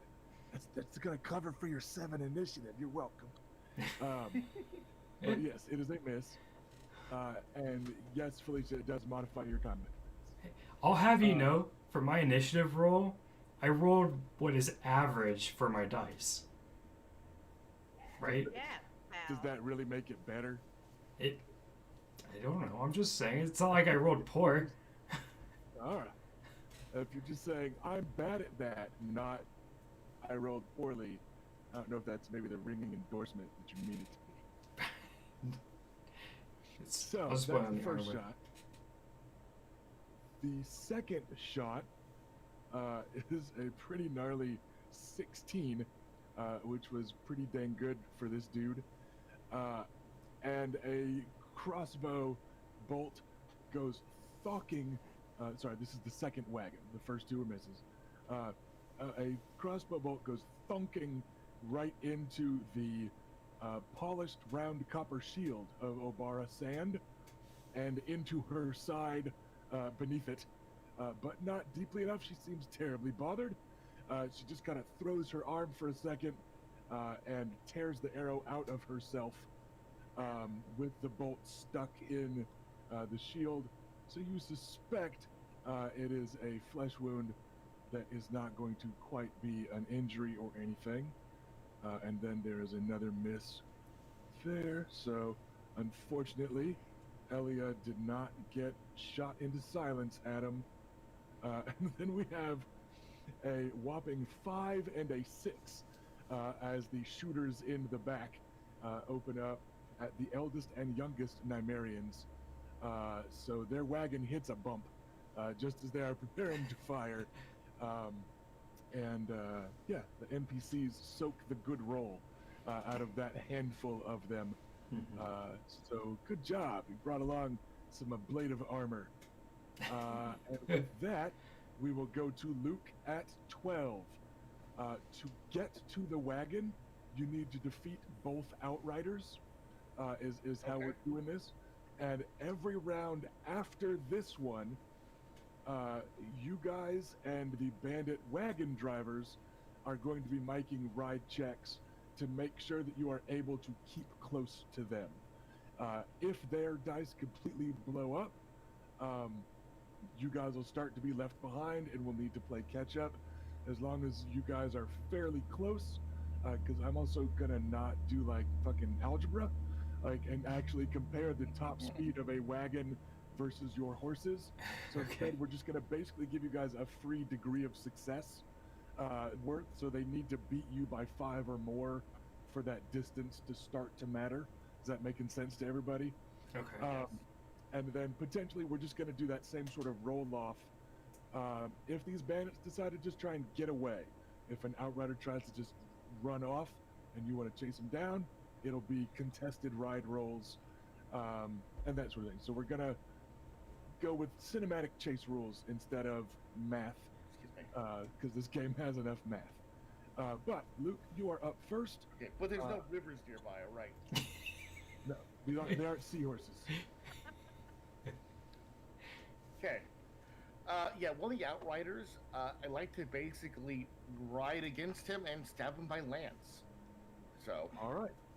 You will be able to close the gap cinematically for freebie on this turn. Now, this is not a tournament charge type of affair, so you're rolling There's no war charge. Yeah. Well, it's a normal attack against his normal combat defense. It's right. not defense based on animal handling and stuff. So, all right, go ahead, roll your attack dice, and don't forget you have bonus dice for animal handling. Is this a charge, or is it a move and stab? Mechanically, it's a move and stab. I've already got a dice, so. Alrighty then. So yeah, fighting plus appropriate spears. If you don't have 1 die in spears, you take the penalty for the weapon training. No, I haven't. I've got a shit ton of dice, but I don't keep that many. Fortunately, I've got 2 6s and a 5, and it's a regular spear, so that is a 17 to hit. Okay. That is a regular lance, not Castle Forge. Gotcha. So we got that. What's your damage rating right now? It's a 7. And any other bonuses the turning lances have, I think we're just, I don't know, they're nasty. So, Yeah. war lance. Right. Not at a charge, they do not. And I don't think you've got any dice in strength, because they do have the powerful. But that is still a lot. So. And you run and you punch right through his shield. They've got shields and cloaks of a drab brown that almost looks a little uniform on some of these guys, and you recognize it as some of the kind of heavier bandits that you've seen. And you're like, these cloaks aren't necessarily a uniform, but they're definitely using the kind of coloration of the terrain with drab brown and the occasional red sash that you've noticed on a lot of the Vulture King's men. But See. they also have shields, those shining copper shields that are popular in Dorne, and mail on. So they're not wearing piecemeal armor like you would expect. Yeah, they're pretty heavily armored. They might have just armored up from the wares instead, but you notice that they're pretty heavily armored. But that is still a solid shot on this guy. Punches right through his shield and into his mail and into his shoulder, and he rides past you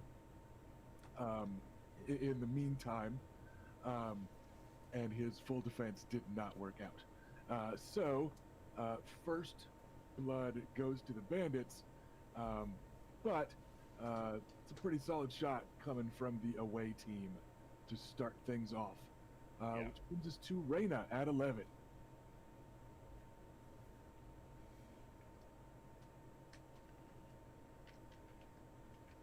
With my shield and my sword, I will charge. All right, so an actual charge attack, not a move and strike, correct?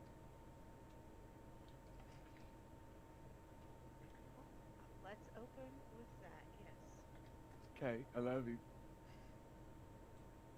Don't yell at me. I'm not yelling at you. I'm shouting to you.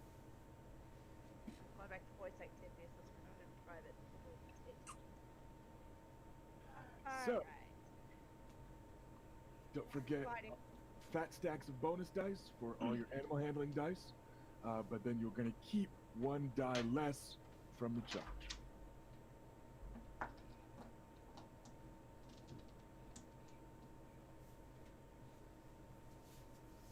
Dice? What crap? I did not think that would be a problem today. Forgot about the animal handling dice.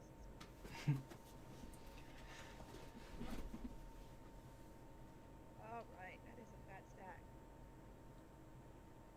I'm only keeping my fighting, right? Fighting -1, because you lose one die for the charge. But you tend to keep a lot of very good rolls, or dice, in mounted combat. It tends to be very swingy that way. Yeah. Well, it's shite, that's what it is. 13. Unfortunately, this one is able to bring his shield up, and you do leave a bright and gleaming scar on it as your sword skitters across, but the blow does not connect. Which you can see.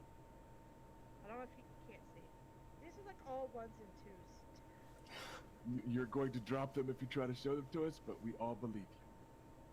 And I have 2 4s and a 3. Those are my keepers. It happens sometimes. Oof. And that brings us to the lead horseman. He is going to turn with a crossbow of his own. And 1 second.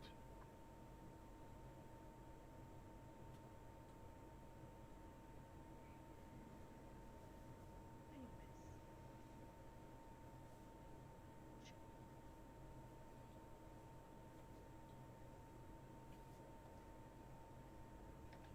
All right, that is that plus that. Ba-ba-da-ba-ba.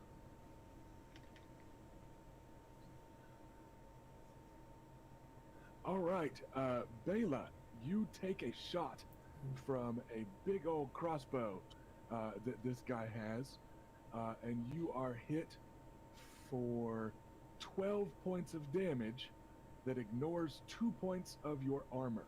Oh, wow. So you are going to be armor 6, so that's going to be 6 points of damage coming at you.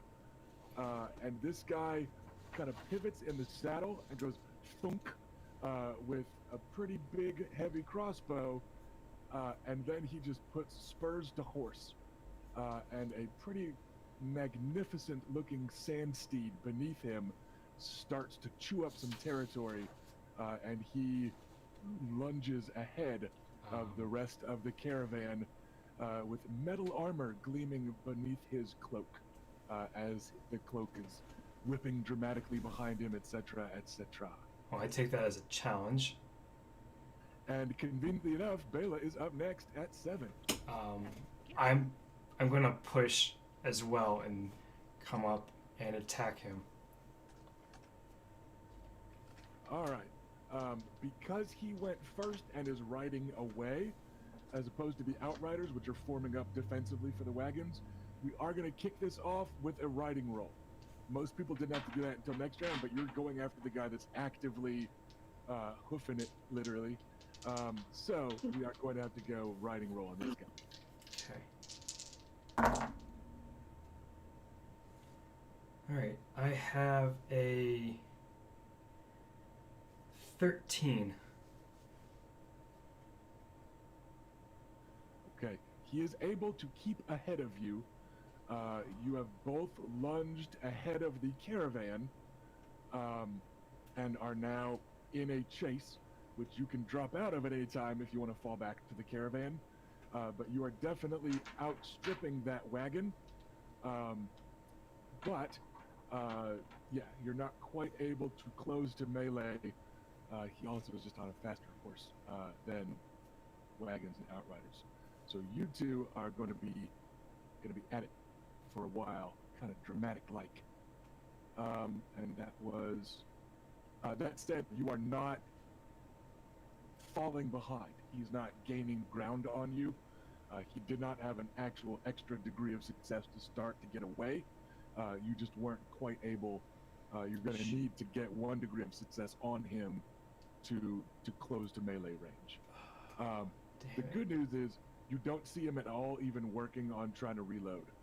And it's a big ass crossbow. Okay, so well, it looks that's like he's good. not necessarily going to just kite you, at least not with that crossbow. But yep, you two are now going to be italicized and pulled away from everyone else in my little chart here. As we go back to the weest, but the archeriest of this lot, and that is going to be young Adam Nymerian. So, I think it's about time I did some shooting. So, let me just get my requisite things. Okay. I am ready. So, yeah, just gonna go for it, I guess. Alrighty. Yeah, gonna try and kind of like ride round the back and sort of shoot at them as I'm moving around the back to try and sort of take them by surprise a little bit, hopefully. All right, and which guy are you shooting at? You've got 2 outriders. One of them is engaged in melee with Reyna, and then you've got from the back you can shoot at either of the crossbowmen in the back of the wagon. Crossbowman, definitely crossbowman. Alrighty. So we are going to say that this is dude number 3 on that one. Yeah. So all right. They're quite deadly. So yeah. That's a load of rubbish. Wait, have I got a?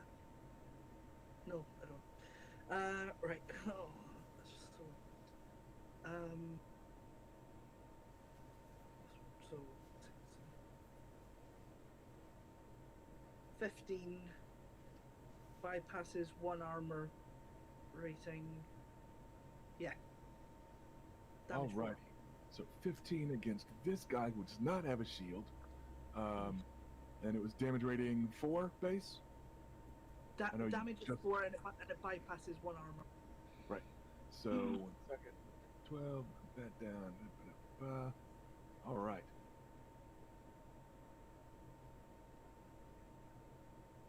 It is a solid shot, and he looks down kind of in shock already, like, that's not where arrows go. And it's a solid shot near his hip, but he's able to kind of slump against the piles of stuff behind him, and he hurriedly continues reloading his crossbow. So it wasn't quite the solid shot you wanted. As is often the case, fighting for real is a little bit different than shooting at targets for practice. You feel like in a round or 2 you'll get that adrenaline and get used to the chase and start dropping fools.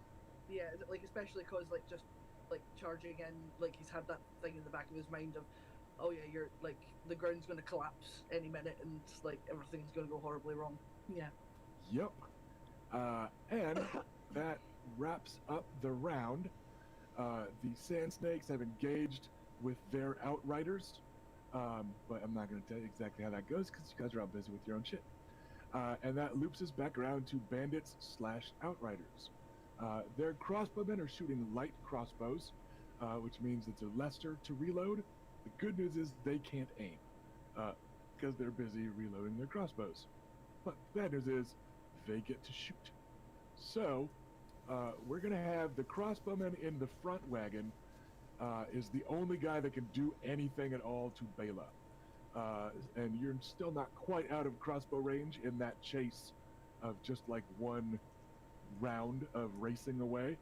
So he is going to send a shot Bela's way that misses clean. Just kind of an uncomfortable reminder that you have put the entire enemy force behind you, but you're also riding really hard, riding really fast, and the shot does not connect, excuse me. That leaves 2 archers to shoot at Lucaris. That is a 16, which will in fact be a hit. So that's going to be 10 damage coming at you, Luke, and it ignores 1 point armor. So your armor drops to 8, so you're taking 2. But it thunks against your armor, doesn't quite get through, but it's going to leave a bruise. And then the other guy in the back of the crossbow, it hits a bump just as he shoots. And the highest of his dice was a 2. So he actually shoots it down just between his feet. And it goes off like as he's done reloading it and starting to lift it up. And it just thunks right there. And he looks a little frazzled. The second wagon, we got some fools shooting at sand snakes, which is just a losing proposition the longer you think about it. And the further you carry that action down a timeline, like there's no good end for you. Like the best outcome is you kill them and then their dad comes after you. But they don't seem to be thinking that way. All right, that is 3 misses. 1 glances off of Obara's shield that she angles a little bit better. And the other 2 are both clean misses that just fly into the dirt or snarl on travel cloaks or that sort of thing. And you hear Elia whooping with joy at getting shot at and being missed, which you guys know is a fairly exhilarating feeling. But you imagine it's being hit. Yeah, and it's probably especially exciting at 14 or 15 years old when you're pretty sure you're immortal. So that takes care of that, which brings us to wagon 3. We are going to have 1 crossbow bolt go flying straight at Reyna with a 14 to hit, but your armor will take care of it. Glances off your shield. It's a close thing, but you trust in your smith. And then another 14. So the exact same fucking thing happens. So you're able to hunker down behind your shield in this scrap and do okay. And then Adam will get hit. But again, it's just that much. So nothing that gets through armor. So it's another kind of near miss. Luckily, they have piercing 1 instead of any more piercing. So you get 1 free success from them, but once they start getting degrees of success, you'll start to take damage. But right now, that was a good one. You're able to angle and twist, and it glances off your armor. That, however, does leave the Outriders that are now going to do some work. So, 1 second, as they start coming at Luke with spears. That is a 16, which is not a terrible hit. No, they aren't holding back, are they? Yeah, we're getting pretty good 4s and 6s a lot from these dudes, as high numbers. So one sec as I math, because their damage rating is different with the spear. That's gonna be it's 10, so 1 point that gets through your armor. Okay. So the armor It's gonna is, add up. yeah, but the armor is currently paying for itself very nicely, and the second one is a miss, so you're able to parry and or shield block that one. 2 outriders messing with sand snakes. This guy made the mistake of rolling well enough to hit Obara, but not to do meaningful damage. So he's just Ooh. making himself a priority. Is Yeah, all. he better just cite his own Yeah. death warrant. That's not. He just needs to quit what he's doing. All right, so that skirmish continues, lost in the dust of the road, and then we've got 2 of them stabbing at Reyna as she tries to take on the 3rd wagon. 14 is a hit, but the damage will not get through. And an 11 is a clean miss. So 2 stabbing spear attacks coming your way that you're able to either parry or catch on your shield. And then we circle back to Luke, who is trying to carve his way to the 1st wagon. You've got 1 grievously injured outrider that is in your way, and then 1 unharmed one that is also now cinematically in melee distance. They're Okay. kind of lunging to attack and falling a few steps behind. Like, you guys are kind of jockeying for position, but in melee distance. Yeah. Am I too close to use the lance and even my regular spear, or is the lance still applicable? I'm gonna say spear, mostly because the lance is built for charges and it's got Yeah. a pretty high bulk rating. But I am gonna say that you can just draw your spear as a minor action, like even if it's supposed to be more than that for a full-size weapon. Like, so you can get it out, pretty quickly. And if you want, you can say you just left the lance stuck in that dude. That's pretty fun. Yeah, I would have let go of it at that point, or dropped it. So I guess it's still in him. Doesn't like that, I'm sure. How badly injured does he look? Does he look pretty hurt? He looks like he might be wounded pretty badly. Well, I'm going to turn my attention to the unwounded guy. I'm going to try to put some dice penalty on him as well. And I'm going to attack him with my spear. Alrighty. Just a regular attack, not an actual charge. I'll move up to him and stab at him with it. Yeah, like I said, nobody's... Well, I guess if Adam decided to charge in, Adam could still charge. But the rest of you are basically all melee range, so no charges at this point. And also, Bela, if you catch up to that dude, it could be a charge. But yeah, the rest of you are engaged, so it's just going to be hits. Okay. Luke pulls up unnamed Castle Forge spear. That's the name of his sword, of his spear. And I've got a 17 with the +1 bonus on it. All right, that is a pretty solid shot. These guys do have their shields out. What's your damage rating with the spear? With the shield in, it's 5. Right, okay, so I had the right thing in my notes. I just want to double check. So that will be that much damage. Okay, you are able to stick him pretty good as he is overextended from his own spear thrust. You're able to kind of catch it on your shield, lift and push him a little twisted awkwardly offline, and you get him with a solid gut shot that leaves him grimacing in pain, but still in the saddle. Which brings us to Reyna on initiative 11. Alrighty then, I have 2 on me. I don't have a preference as to which one I will strike at first. So keep that in mind. And I will. Oh, I can aim. I'm not charging. Yeah, once we get to the point of riding to keep up with wagons alone, that minor action is going to be a ride check. Right. For now. But for now, yeah, like you can kind of focus your attention on that guy pretty well. All right then. That's what I was.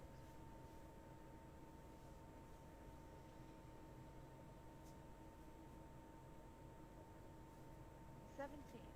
$16. Still at a -1. I have an injury. No, injury went away. Yeah, injuries got healed. Or 17.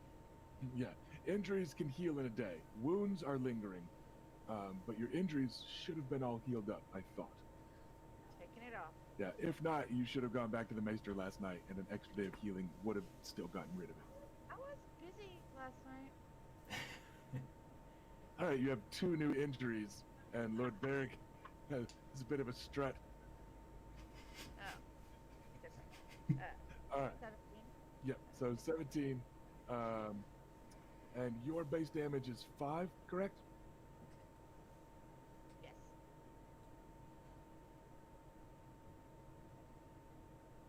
All right.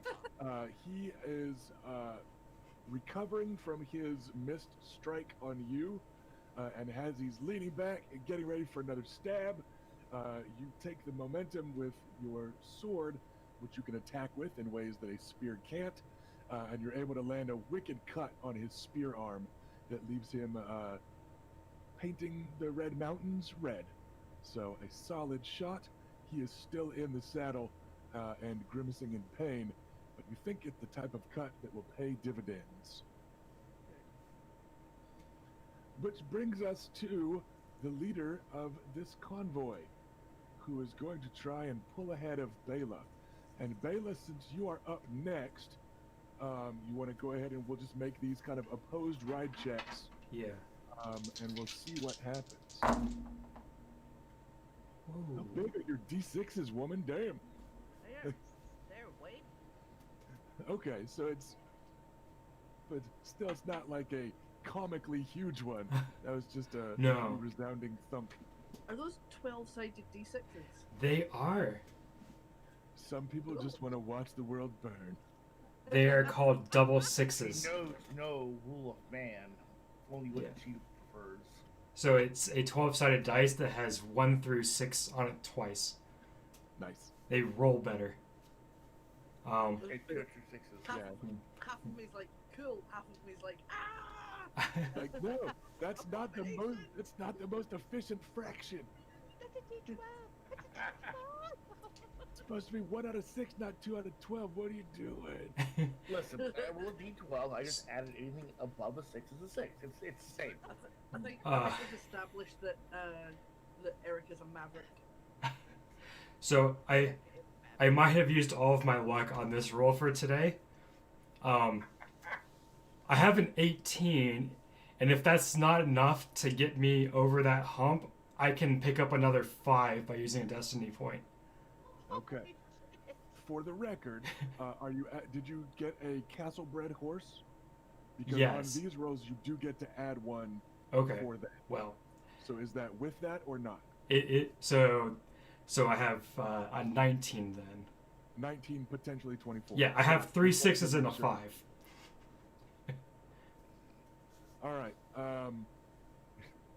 It will not make it unless you do the destiny point. Okay. But if you do spend the destiny point, you will be able to close with this guy, and the two of you will be in melee range starting on like his turn next round. I don't So even get the right- first attack right then. No. Right now Killing me. you're keeping pace. If you spend the destiny point, you will pull up alongside and get into range. All right. Well, then I have to do that. Yes. All right. So you both lean low over the necks of both of them are very nice looking sand steeds. His is just kind of a creamy off-white with a little bit yellower mane and tail. And you are beating him a little bit at a time, just enough to catch up, and you feel like you will be in sword strike distance or spear stabby distance, for better or worse, in a matter of moments. Great. This Adam, who is not in spear or sword strike distance on Nope. initiative 6. Right, I have 2 questions. One, can I aim? Yes. Okay. And 2, does my having a superior horse help with anything? It will if you need to actually make a riding check for stuff. But yeah, it's not like an always on bonus for anything in this or everything in the set. That's fine. Wait, I forgot this dice. Okay, that helps. Right. That is actually quite good. Yay! Right. So.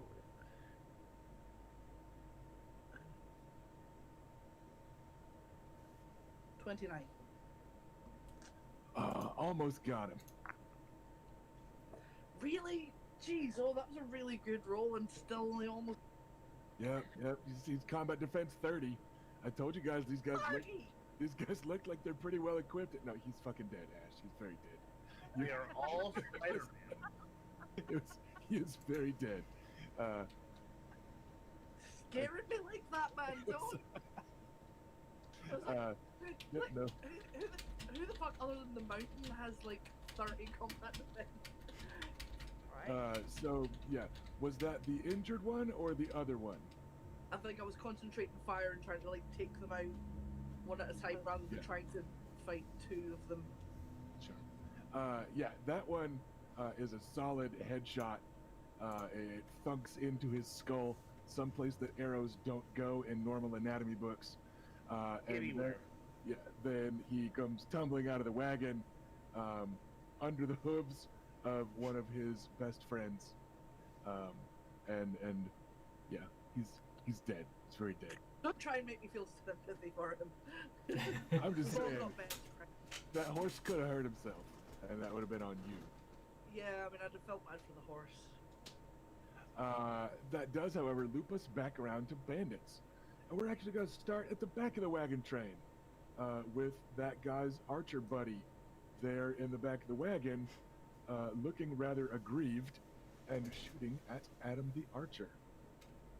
That is a hit. Rude. I don't really think it gets to... I think there are times that he started it as a legitimate defense. I mean, I came here to have a good time, and I'm honestly feeling so attacked right now. That would be because you are being so attacked right now. You are being attacked by arrows. But I couldn't resist the Mean Girls code. That's fair. That is another hit, but your armor is able to absorb it. So you're able to duck and flinch and stuff just enough that it scrapes off, but it was a close thing. And you're not feeling great right now. Remembering how it feels when those shots aren't a close thing. And remember how it feels when you ride a horse too fast in mountains. So Yeah. Adam's not in a great mental state. But Probably clinging quite low to the horse while he reloads. then a second shot comes in and it's a clean miss. But yeah, the guy up front is like standing and facing backwards, bracing on the pile of armor and shooting in your direction. So 2 crossbowmen shoot, 2 crossbowmen miss. Let's do the, let's just keep working our way from the back. Because we've still got 2 dudes that are trying to stab your sister. So let's go straight to them. That's not a bad roll at all. But it is going to be, yep, that's 10 points of damage coming at you, Reyna. So 4 that will get past armor. So the uninjured guy, as you're recovering from your slash across your body over on your left, comes up and gets a stab in. Not quite a back stab, but it's definitely the you weren't paying attention this way stab. And that's gonna definitely leave a mark against, big old bruise against your ribs from it. And then wounded guy rolls pretty well for himself, but is down a die, and that is a miss. So you're able to use your shield kind of on your left and keep him blocked as you're twisting in the saddle to handle that guy. Wagon 2. Okay. Nope. And uh-oh. I don't like the sound of that. Uh-oh. That is blood drawn on Elia. It is an injury on her. So Oh, I'm not really sure who's gonna be able to even see that. But yeah, she now has a crossbow bolt that went slinging past. She's just wearing hard leather armor, in very Dornish Desert Raider fashion, with a couple extra like little sashes and cloak type of things attached, so it flows in the wind. She's got a ribbon on her lance, and you know she's playing up the whole kind of Tusken Raider look, kind of half Tusken Raider, half one of the gals from Mad Max Fury Road, right? But it is now splashed with red as a bolt has torn a gap in one of her biceps as it sailed past. He will likely regret that pretty soon. And then Wagon 1. We have a pair of outriders that both suck on account of blood loss is a very real threat. Yeah, so Luke, you get a couple of shots coming your way that you are able to parry either with shield or spear. There's those, and then the crossbows, also a miss, and the other crossbow, it's also a miss, and then the guy actually riding shotgun is also a miss. So a flurry of crossbow bolts go sailing perilously close to your confused melee of man and horse flesh, but none of them strike home. So Wagon 1, the combat is over. 3 already finished, 2 we got done. That is all the bad guys, which brings us to Luke at 12. Let us help Rusty by reducing the number of bad guys we have. Yeah. I mean, that's on you guys. I can't really directly help with that, except for Yeah, the guy I just stabbed, I'm going to continue to attack him. I will take an aim action if I can and stab away. You can. So many dice. I get to keep so few of them. the struggle is real. 2 6s, a 3, and a lot of 3s and 2s. So that is going to be 16 altogether. All right. 1 second as I put up my bow. So you know and can make an informed decision. If you spend a destiny point, or I guess you could spend a fatigue point to ignore your wound penalty, if you do anything to get an extra 2 points, that will drop this guy. You know what? I forgot the fatigue points. That is an extra mechanic you use in this case. I will do so and keep another 3. All right, so you exert yourself extra hard, and you are able to pierce his mail with a shot that then, coupled by using the spear as a lever, tumbles him from the saddle about as uncomfortably as you can be tumbled from a saddle, and that guy is out. Excellent. Okay then, Reyna at 11, going from the front of the caravan to the back. Both my dudes are still with me. They're never going to leave your side. They're in it for the long haul. You have seduced them totally. Quick, betray him. I'm going to betray them right now. Well, actually, it's not betrayal. I'm just maintaining the expectations of our relationship. Are you attacking That I will end it. the wounded one or the unwounded one? A wounded one. Okay. Is it much better roll?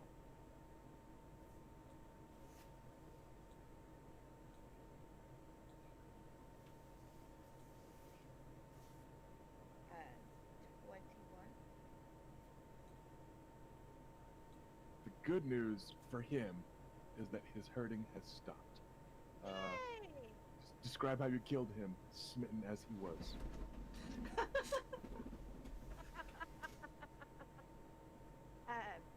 I had slashed his arm the last time, ruining, kind of fouling his spear arm, and so this time he's not able to protect that side at all. So I just kind of leaned over and slid my sword right between his ribs. All right. That, now it just sounds like a shotgun. Like, like That's she, what I was thinking. yeah. Like Adam's just gonna add on some mechanical lever he can work on his bow before fire, just to make an intimidating shotgun sound. Cool. So yeah, Black Just powder. make the noise with just make the noise with his mouth, because to try and sound cool. so yeah, that guy falls from the saddle, and Adam, you're able to just jerk with your knees enough to the side to not trample him and risk your fantastic castle-bred steed turning an ankle. He's got a name and everything. It is a grim reminder of the dangers of this sort of chase.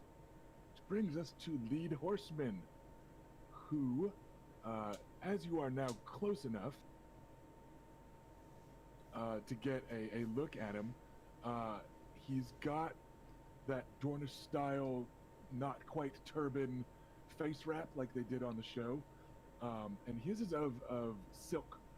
It's like a fine yellow silk that still kind of goes with the drab brown of the rest of the stuff he's wearing, but it's pretty dashing. And you can see that he's got long sandy brown hair flowing out through it, and you can see that he's got a sword, and oh god, it's coming right at you pretty quickly. So he turns as you get close and does like a draw and a strike, strike sidelong at you. And 1 second, because his is a fat handful of dice, because bad guys also get to add their animal handling to their fighting rolls. Yeah.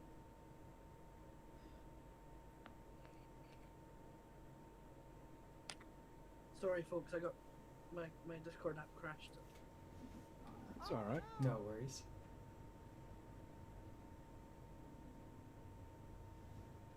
Come on, let it not be too horrific.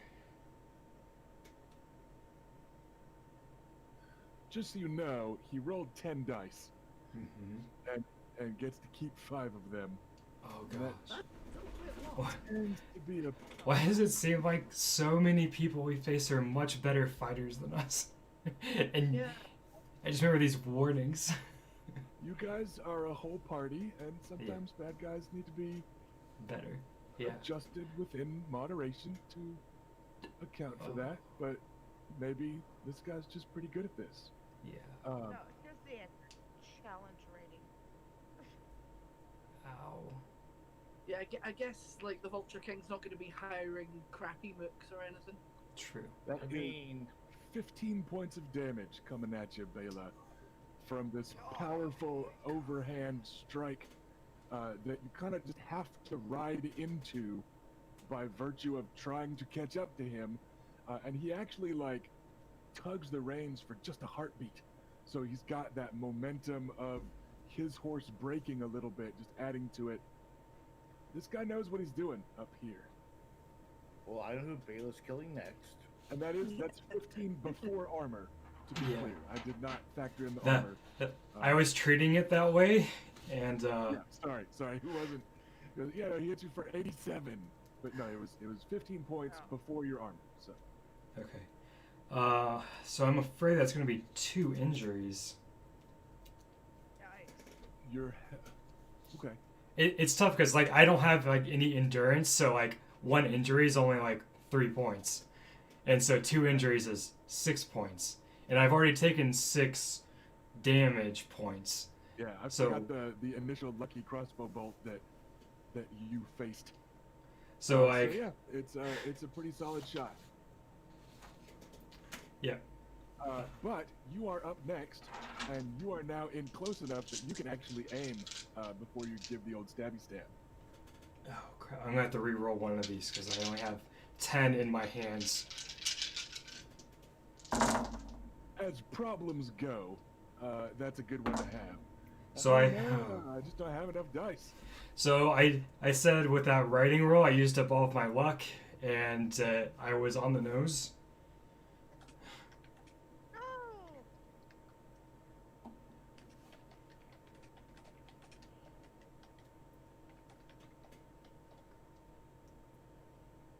I have a 14.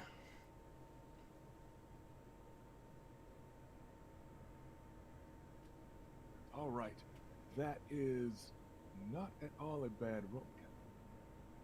Sorry, 1 second. my stupid word screen.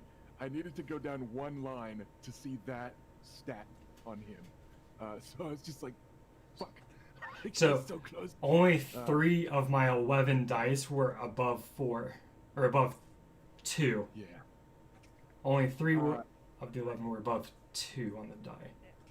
Wow. All right, and you are damage 7. Yeah, with I am sunlight. damage 7. Piercing 1, 1. right? Okay. Some damage is gonna get through, because there's no extra degrees of success. But you realize he's wearing a breastplate beneath that. It's a pretty good breastplate, but it's not a Valyrian steel breastplate. And Balin Ivarian ain't nothing to fuck with. So it is not the hit that he gave you, but you do connect solidly enough to get a pleasant jolt up the haft of your spear, and it's not a completely lopsided affair. Yeah. So on this, Bela sort of realizes that like she's not gonna be able to take him on, and so she just like lets him go on ahead because her objective isn't to murder this guy; it's to get the armor, and she risks a bad injury if she tries to take on this guy. Okay. She just got willpower points. Like okay, so like out of character, like mechanically, I'm outclassed, especially going second in these hits. He rolled well and you didn't, and sometimes that is enough to decide a fight, like in an opening shot. Yeah. Well, the next attack will be a wound on Bela. Is like realistically, the next attack will be a wound on Bela. Probably. I mean, because rolling 10, keeping 5 tends to be pretty good, but yeah. Like I said, he was keeping very hot dice, and then yours were kind of limp on the comeback. So bad dice happen. It's okay, and this doesn't necessarily mean he's getting completely away. I am just now going to start tracking degrees of success, basically. People will have the opportunity to try and go chasing after him still. That's the guy. That's from the Outriders. Or the guy with the wagon. This was the lead rider. Okay. Yeah, if they run off, we don't need to kill them. But just so you know, Erica, I'm proud of you. That was. I know that's hard for Bela to do. It's hard for Bela and it's hard for me because I want to kill him, Right. but yeah. Bela recognizes that it's foolish to keep on this. Yeah, Like- mounted combat is very swingy in this game because most people that want to get in mounted combat are literally rolling like twice as many dice, Yeah. and that just raises the average a fucking lot. So yeah, it tends to be Yeah. like knights rule for a reason. I like that they made mounted combat Yeah. really good because it also adds to the Westerosi feel of Yep. And I didn't yeah. build my character to be like amazeballs at doing this. So like my good dice pools are not always enough to keep up with the amazing dice pools of I think you'll find Specialized. several knights in King's Landing that will disagree with your level of amazeballiness. Yeah. But So I used good tactics and such to sort of cheese that a little bit. Just But take a compliment, Erica. okay, You beat 2 Kingsguard in fights. yeah. Yeah. And speaking of just take a compliment, it's Adam's turn. In wagon 4, there's the driver, 2 crossbowmen, and then there's 1 outrider that's trying to kill your sister. So you've got your choice of several targets. Right, how bad is he roughing her up? I don't know. How bad's he roughing her up, Raina? Because you do have a pretty good look at that fight. I've taken damage, but I haven't had to take an injury. Okay. Yet. Right, she's fine then. I'm going for the crossbowmen because they're the deadliest if they hit things. Okay. Whoa! Alright, oh shit, my dice are running away from me again. Oh my god, that's terrible. So we'll say this is the crossbowman in back. He was the closest to your last target, so kind of the easiest to go against. I think this might be the worst roll I've ever done. Because that is 7 dice and 5 of them are 1s. Dude, That's exactly what I was it's a pretty going bad for. roll. 2 points. It's fine. Oracles! This is my own physical fucking dice. Yeah, but you still curse the dice god But Oracles. they're my house Nymerian dice at that as well. Which is Damn, betrayed. Hell yeah. Because Guess Guess the blood of the dragon's just a little stronger in some of you than others. Oh. There we go. Someone's waking the dragon. It's His because I didn't get to like rub Oris for luck. His next attack will target Rusty, the GM. So what's our total looking like, Ash? He had it coming. He had it coming. So 8, it's 11. All right, that is still a 2nd degree of success on this guy. That, So I'm some swapping damage. I'm swapping out these dice because I don't trust them. They fail. That is a hit that is perilously close to him, and he ducks and takes some fatigue damage from the stress of almost getting shot. Fucking good. And speaking of that, since we're looping back around to the top of the round, let's have him shoot back at you. Because rude. Uh-oh. That might have done it. Okay, so that's that against your that.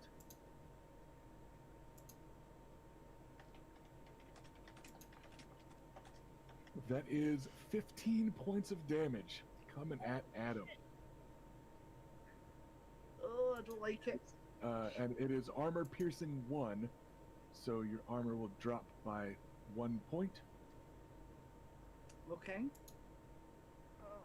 So Well, it's not okay. But I accept it. Yeah, I believe that'll be 10 damage getting through.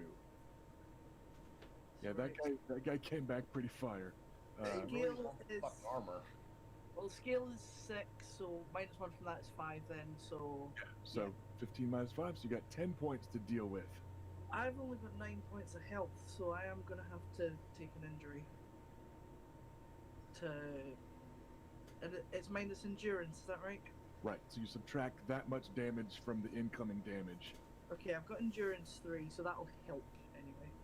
So that gets you to 2 health remaining and 1 injury. But Okay. also, that was one of the potential triggers. I So, got the feeling that was gonna be it. Yeah. Adam has been shot for damage during a high-speed chase. He's already having to dodge bodies. So Adam, I need you to make a will roll, and let me know if you have any specialties that you think apply and why. Specialties. If you've Well, got I do have ride at 1. And I've got animal handling 3, ride 1. I've got courage 1 as well. Okay. That, If it's 1 either way, it's going to be about the same. But yeah, so go ahead and let's make this a will courage roll. This is not me saying that people that struggle with real life mental health issues, especially PTSD, are relying on courage to overcome it. This is courage as a game mechanic, keeping someone focused on protecting their family instead of their own trauma. Games are imperfect at dealing with issues of mental health, but because some willpower specialties exist in this game, I will let that apply.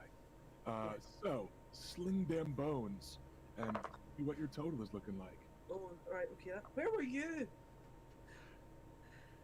Right, okay. What That do you think? is. That's where it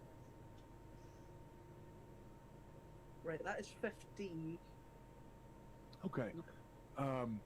Yeah, I don't have anything else that is going to help with this at all. You feel a piercing pain in your chest that is separate from and worse than the arrow now embedded in your body a little above your hip.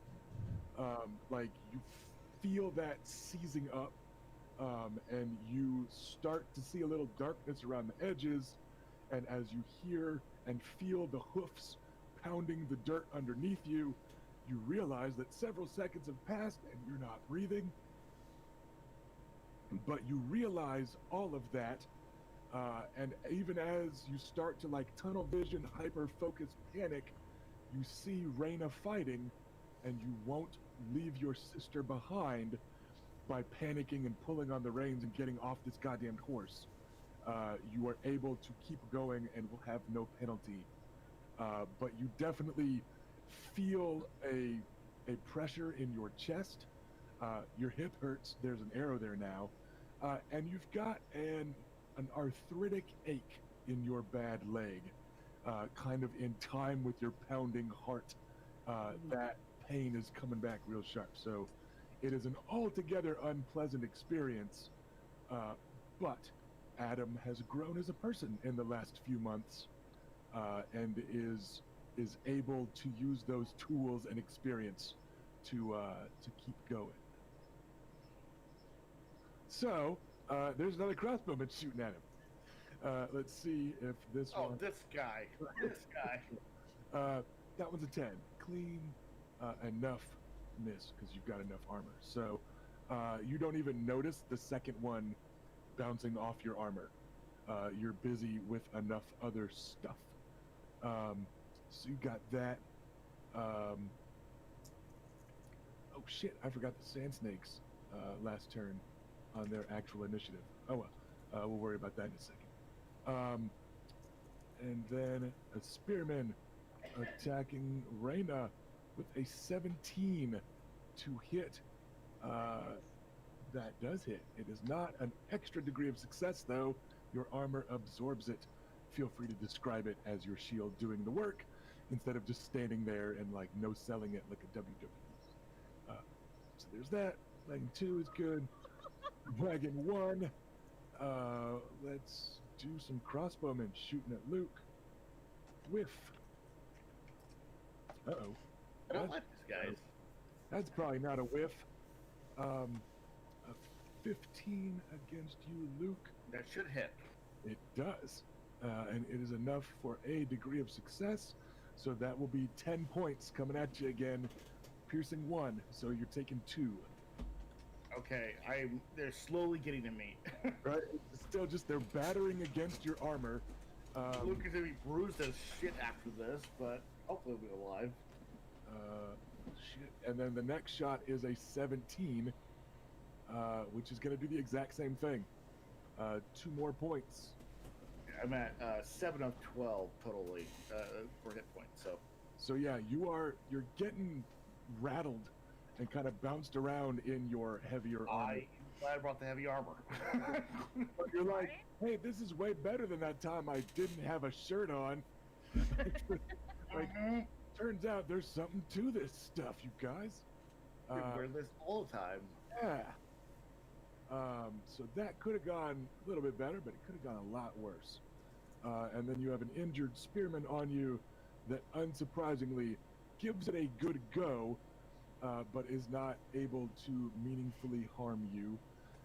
But he and his horse are still kind of bodily keeping you from the wagon and being able to attack anybody there. That's just what I made up. You have to take the outriders out in order to get the wagons. I thought it would be a Right. simple way to handle it. Yeah, So yeah. that handles all that, and Luke, you are up next at 12.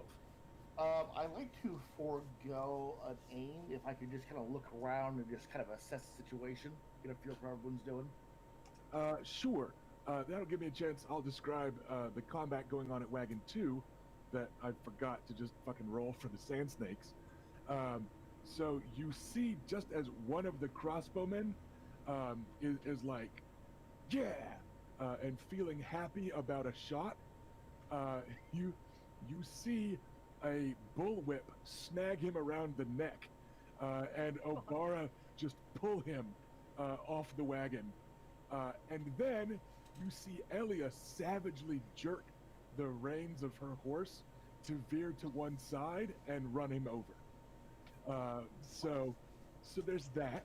I love my cousins. You see, so that is actually, 1 second. That is 2 of the crossbowmen that are down on that wagon, and one of their outriders is now clashing spears with Elia, who is eagerly like leaning back to the left and bringing her horse back in. Okay. I'm gonna go ahead and roll that real quick. Just Yeah. 'cause initiative with NPCs Yeah, no, that's cool. particularly matter. Or own or not, so. Yeah, so 1 second. That guy's already injured. Yeah, she drops him. So she tramples one dude, and then she pulls back over to the left with like pretty pitch perfect form, and runs that guy through, and then twists her spear and jerks it free. And before that guy's even slumping out of the saddle, and his horse is like running off to one side to be spooked, she is yelling at Obara, I had him! That one counts as mine!" About the crossbowmen. So they are down to the driver and one crossbowman with no outriders in the way. Okay. So they've had pretty hot dice. So Wagon 2 looks like it's been going pretty well. And Wagon 1 has 1 outrider and 2 crossbowmen left? All 3 crossbowmen, no one have been shooting at those crossbowmen, Oh, okay. except for the cinematic scattering of arrows, which did spread some damage out on some of these guys. Yeah, you've got a driver, 3 crossbowmen, and half an outrider remain. Like that guy's Okay. pretty. Yeah, I will go for the remaining outrider to try to finish them off so we can collapse onto the wagon. Alrighty. Ooh, I'm rolling like Bela did. Who I got here? I love how unlucky dice has become rolling like Bela. Oh no, let's not have that be a thing. I have 1 dice above a 3, so Ow. a 2 above a 3.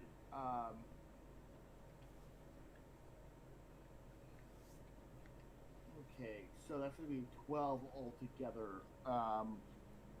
And I like to. I'd actually like to spend another fatigue point and ignore my injury, my wound. Okay, Get rid like of that. you can if you want, or you can let me answer. Oh, Remember, I like you guys making informed decisions on that. yes. I will shut the fuck up for a moment.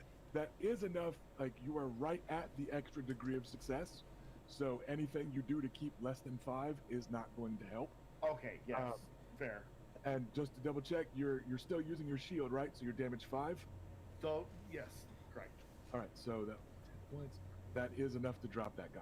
So he is out. And then kind of cinematically, I bring the horse around to begin to approach the wagon. Yep. It's mostly a matter of just spurring it on. So starting next round potentially, Bela and Luke, you guys can try to figure out how you want to stop the wagon. It can be a matter of jumping on, killing the driver, killing some horses, whatever you want to Sounds do. kind of cool. But you guys will be starting on that with your next actions, unless you want to like double back over your horse and go after lead horseman dude or whatever. So yeah, you guys are now in the clear to get into melee range of wagon 1. And that brings us to Reyna at initiative 11 at the other end of the caravan. Yes, I'd say I'm a little confused. I still have another dude on horseback with me, right? Right, you have one outrider still kind of playing goalie and blocking you from approaching his wagon. I will take an aim action and I will stab a dude. Good plan. Good plan, good plan. Pointy end goes to the other guy. Ideally. Okay. 20. That is a palpable hit. Give me 1 second as I math. Just so you know, you are 2 points away from another degree of success, but let me do the math and see if you need it. Just so you can think of your options ahead of time. So 1 second.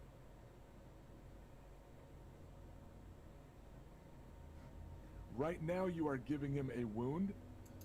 1 more degree of success and you would one-shot this guy. I will spend that destiny point. And I will give the 3. That's 3 is my next die, so. Yep, like I said, you were 2 points away. You were pretty close. So yeah, you are able to get past his shield cleanly with the old Nymerian effort, and you lure him into a strike. He's off balance. You batter his shield aside with your own.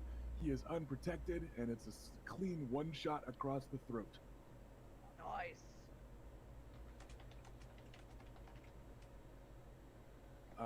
And then lead horseman is up front. He gets +1 degree of success away in the abstract narrative chase that we are doing, which brings us to Bela at 7.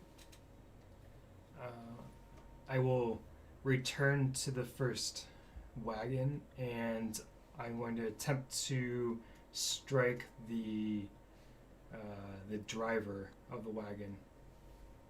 All right, so you pump the brakes a little, veer off to one side. If you want, I'm gonna say you can make this a charge. Like if you want the extra momentum and No, losing a die, I'm just gonna, because it's kind of a head-on type of deal. I'm going to leave it as a standard move and attack, so that I can Alright, keep an lay on extra me. die.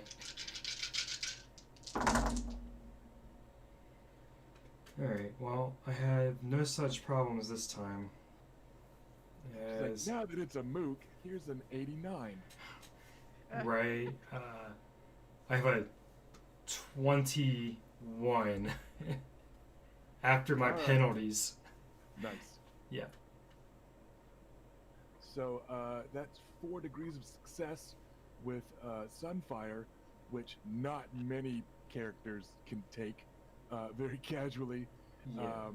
And that's going to take out the driver. By the way, 20-something, Felicia. That was a meaty hit. Not me, her. I also had it. Well, yeah. Well, I bet yours when I stepped away. So I'm used to Bela doing that.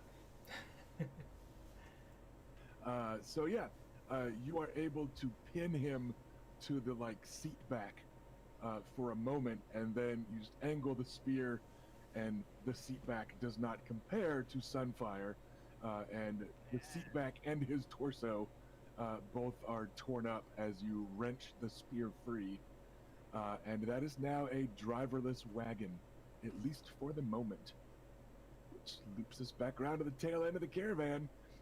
With Adam at 6. There is 2 archers and a driver left on that wagon. Regular archers or crossbow archers? Crossbowmen. They're all crossbowmen. Okay. Okay, yeah, I'm going to keep going for that. Calling them archers implies skill. Right? You know what? I feel like Adam would probably actually use the words "the crossbow is a vulgar weapon." Yeah, I mean, But yeah, okay. He's gonna try and pull his shit together and aim at one of the crossbowmen because, well, he just took one of those and it was really not fun. So, yeah, priority is taking them out. Oh, that's a very nice roll. I like that. I would like it if I could keep having these. Right, so that is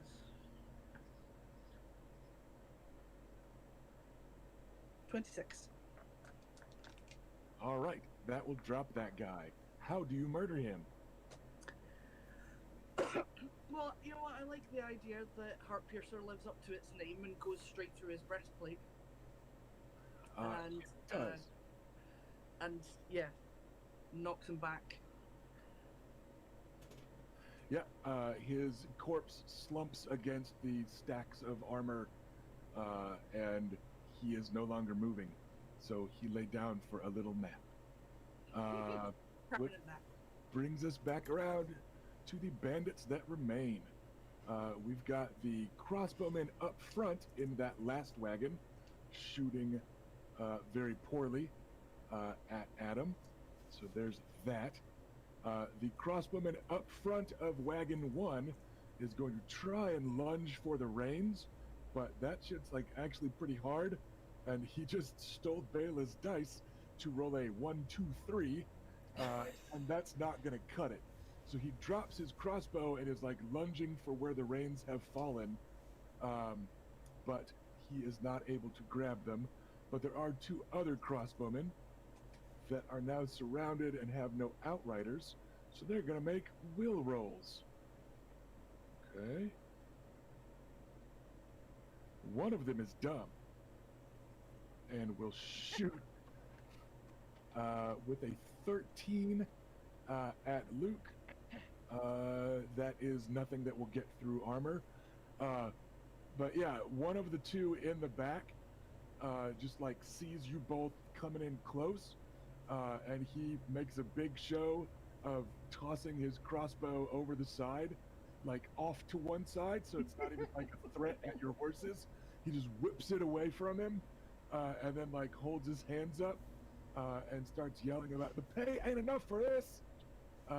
The other one though shoots at you and misses, and then Well, that one gets to die. And then wagon 2, they're down to a crossbowman. And yeah, like wagon 2 is Obara Sand. You guys can see in the distance has leapt bodily up atop that second wagon, and has she left her bullwhip on the guy that she throated and pulled off. She left her spear stuck in someone before that, so she has pulled a knife from her belt and is going at the driver with a dagger, like mid-leap. And you can see Elia pulling up on the other side, and it looks like she was just gonna like stab with her spear, but now there's absolutely no mistaking that she is pulling her feet from the stirrups and getting ready to like climb up on top of the saddle to make a jump. Because if Obara does it, Elia has to do it. So Right. that takes care of that. That is all the bad guys that are not driving wagons. So Luke, you are up at 12. There's one impertinent rascal who just tried to bolt you hello. Well, if Obara does it, I want to do it. Can I get over there with my spear, or is it too clumsy for that? Oh,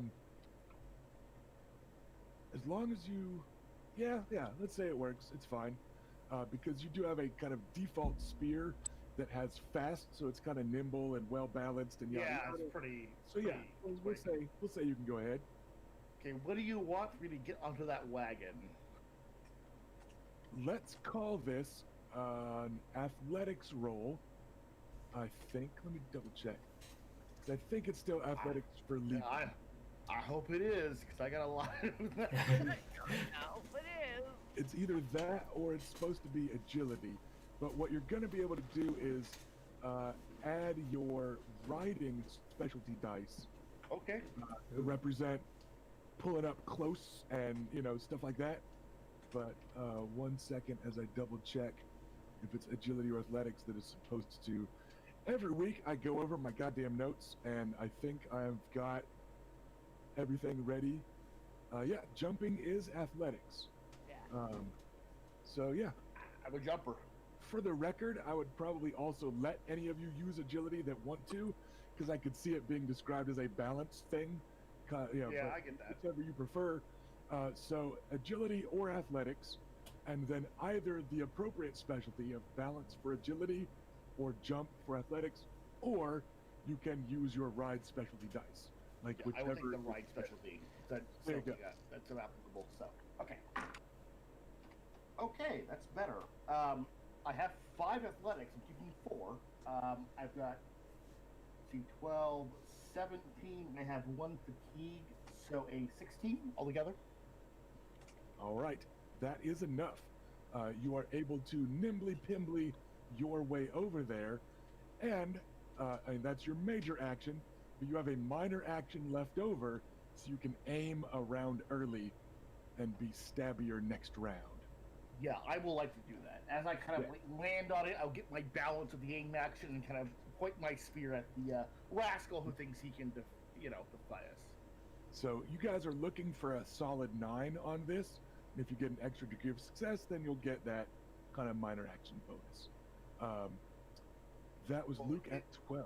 Yeah, I do want to just color it with, while it probably doesn't look too much like it, all of Luke's actions have been slowed down a bit by the wound he's been nursing. Noted. You're doing good. And that's Reyna at the back. There is 1 crossbowman and a driver. Your wagon is otherwise unprotected. All right. Are there any alternate methods of getting on a wagon other than leaping from horseback? If you want to be awesome, you gotta be awesome. Okay. Well. Okay.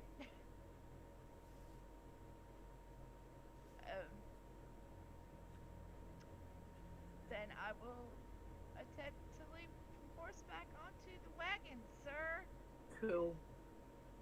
So, if this was the Western AU, this would definitely be the train robbery, right? I'm just hearing the Brothers in Arms track from Fury Road at the very end where they're chasing Morton Joe. I'm gonna go over there with my sword, but not the shield, because I can't imagine it working with the large shield. Okay. Oh, yeah. If I had to drop my shield to do so, I would have done as well. Yeah, yours is also a large. It's small, but I'm gonna say you can keep a regular one, but a large. Yeah. It's another thing that actually has like bulk and all that. So we're hand waving a lot of the kind of encumbrance rules, but yeah, let's keep that. Let's see how this turns out. Don't fail me. Don't fuck it up. Oh, hey, I did okay. Yay!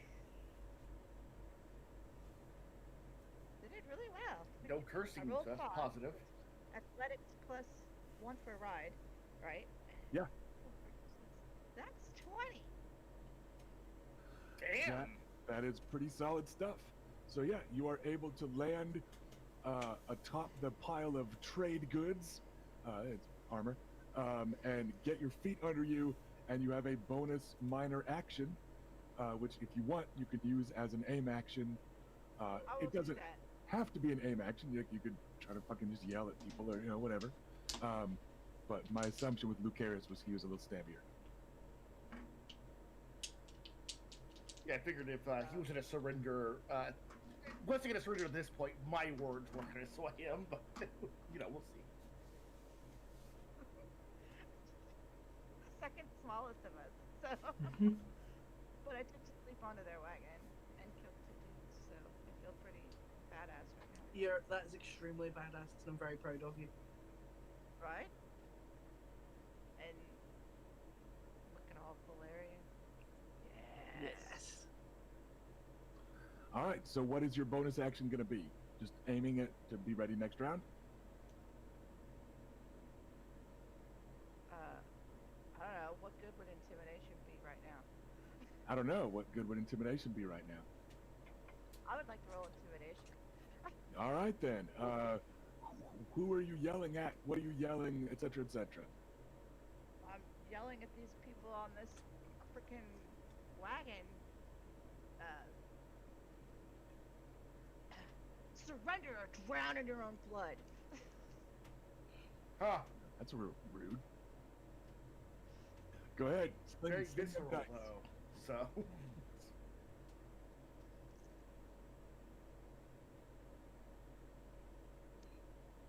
Not as good as that last roll, but a 10, 12.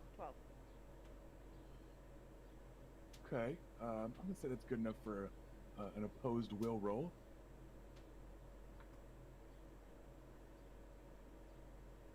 The driver seems determined to keep on going. Fucking guy. The driver is ignoring you and like he's gonna be able to get away. The guy with the crossbow leaps off the wagon in terror. He throws down his crossbow and he just and you get that Star Wars yell that they use in like every Yeah, Star the- Wars. Wilhelm scream. Yes. Yeah, the Wilhelm scream that's in basically This- like any movie that has yeah. a scream has that scream in it. This motherfucker rolled 111 on his will test. So he he's is, just he is in that like- pit of Yeah. styles. like Actually- maybe drowning in blood has always been his secret fear. Like I don't know, maybe he's like a butcher's son, and that's how he used to get punished. And so, like, something deeply rooted in him is terrified by that threat, and he hurls himself off a speeding wagon instead of staying within sword distance of you.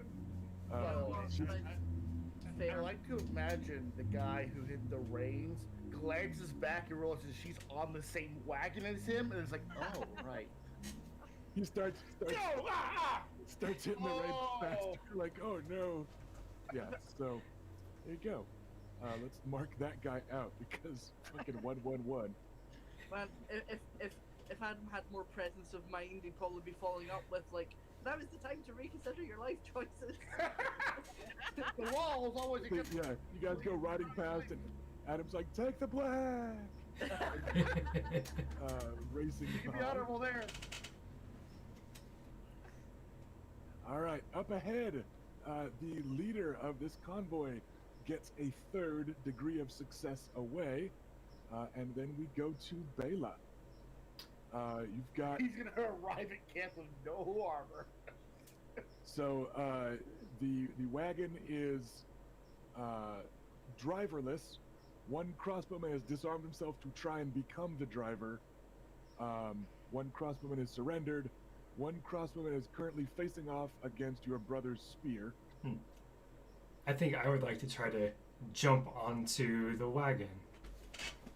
Alrighty, give me that roll of athletics or agility, and then using either balance, jumping, or ride as you prefer. Everyone's copying me because I copied Obara. 17. Well, that's standard. I have a He's 17. gonna buckle and swash, then we have to do it even better. So what do we got, Erica? A 17. Nice. Damn. good I'm rolls. gonna say that your bonus action, if you want it, can be trying to go for those reins right Oh. off the bat. Oh yeah, When- I'll do it. All right, let me double check because that's actually a different fucking thing. The drive skill, yeah. So it's an animal handling roll, but it's the drive specialty Ooh, I instead of ride. I don't have that. Okay. Well, it would have been a 10, but with my 2 injuries, that brings it down to an 8. While I'm thinking about it, do you have any other specialty that you think would apply? Because I could see something like quickness being useful here. Like just Nope. take a look. If you've got anything that you think would work, I am as always willing to listen. Yeah, no, nothing really. I mean, strategy doesn't apply, and then the other things Seduce are it. even less relevant. She yells at the range, "Get him a hand!" Robert, you can't solve every problem by seducing someone. We'll see about that. I will remind you though, Erica, if you want to take a fatigue point, you could ignore both of those injuries, and that would get you the 9 that you need. Oh, then Because you're that close, I'm Okay. trying to I'm trying to help out anyway. I yeah. can, So but yeah. if that gets it, then yeah. Yeah, Alright, I didn't suggest it just because it was only a net 1, and I was guessing it'd be like 10. So yeah, you are able to grab the reins, and starting next turn, you can start doing stuff with that wagon. Okay. And then Adam, you are up at 6. There is just the driver left in wagon 3. Okay. He's still a driving, despite your sister's very polite request that they stop. Yeah, he's getting fucking shot then. Getting fucking shot then.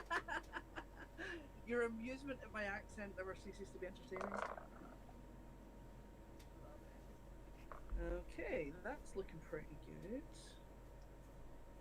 Let's all agree just to learn different accents. We'll meet back next session with various ones. Oh, terrible. Okay, so that is 27, and I guess like for Felicia's benefit, get it up you. What? That's what a 26 constitutes, I think. Yeah, that's a one shot at that dude. So he's looking over his shoulder and just whipping the horses like he doesn't know what else to do with his life, and he turns around just in time to catch an arrow in the eye. Fucking good night, Vienna. I bet the guy who jumped out the wagon feeling pretty good about his decisions about now. Rhina like throws her sword and like throws her arm up with her sword in the air. It's like, yes, Adam. All right, and then we're gonna wrap up the round with the sand snakes. Obara sticks her knife in the ribs of the driver, and then between that and grabbing him by the collar, just throws him bodily off the wagon. Like she attaches a handle down low and then like uses it to pitch him off the side. And the crossbowman that's still up there riding shotgun lifts his crossbow and aims it at her, and then takes a spear from behind, which leaves Elia off balance, and she tumbles on the armor, but then like hurriedly scrambles to peek up and make sure that she got the kill. And you can already hear her high-pitched, girlish voice hooting, "I saved you! I totally saved you! We're even! I saved you!" And unless anyone wants to go riding after the mysterious lead horseman, which you're not going to be able to do on wagons, he is 3 degrees of success away, and I think we've got Reyna and Ash that are still on horseback. And I'm going to say if you get 2 degrees of success away, he will be in bow shot. I will volunteer to go after him. Oh wait, I'm is that not. a no? I mean, Sorry, I thought you. I'm on I the thought- wagon now. Oh, that's right. Yeah, you Alright, did jump okay. on. So Right. it's just Adam. Yeah, I'm gonna go after him. Do it. All right then. Let's go ahead. Give me a ride roll. I'm I gonna get the call feeling- this like pure adrenaline taking I get the over. feeling this was maybe a lieutenant level character. Mm-hmm. Yeah, like Who knows? Maybe. I hope this won't constitute doing a look, but That or he just got a very lucky strike in on me. I think it only counts as pulling a Luke if you take your armor off to make you faster. Which, you know, the armor check penalty, that could help. So yeah, just straight up animal handling ride, and you do have a castle-bred horse, so add 1 to your total. oh right, yeah. And I'm gonna make his roll for this round, because you're actually doing this at that round, so he's not going to get an automatic degree of success this next combat round. I'm gonna make him roll for it and beat you to see if he Did gets you- one. So Is that +1 for superior horse? Yeah. yep, just add 1 to your total at the end. Okay. 21. That was a surprisingly good roll. The problem is his is also surprisingly good, and right now he's beating you by 1, because you are both on fantastic horses. If you've got any tricks to get yourself a +1 on it, like a destiny point to keep a die, Yeah, I'll spend a destiny point for that. Fuck it. all right. That is enough that he does not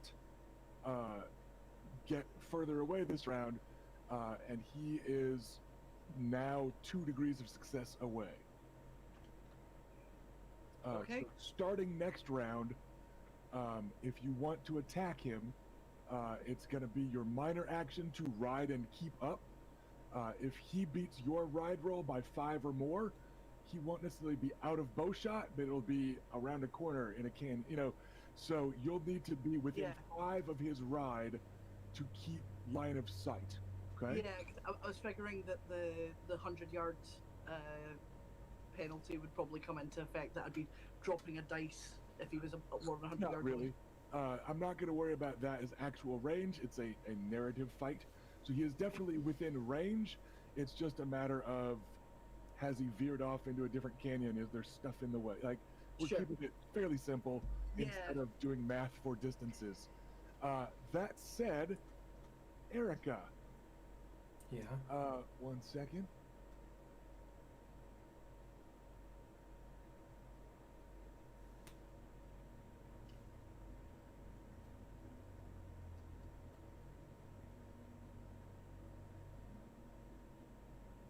It's messy.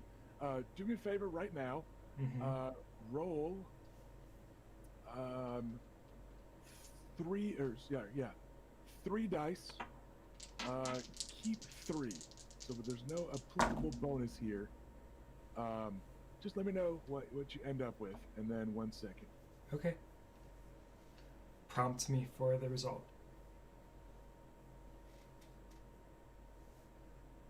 Lay it on me.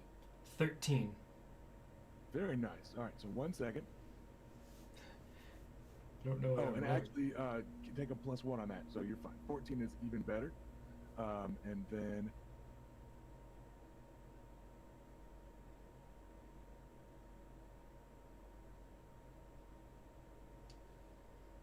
one second. I'm improvising because that's smart when you're running things live on the internet.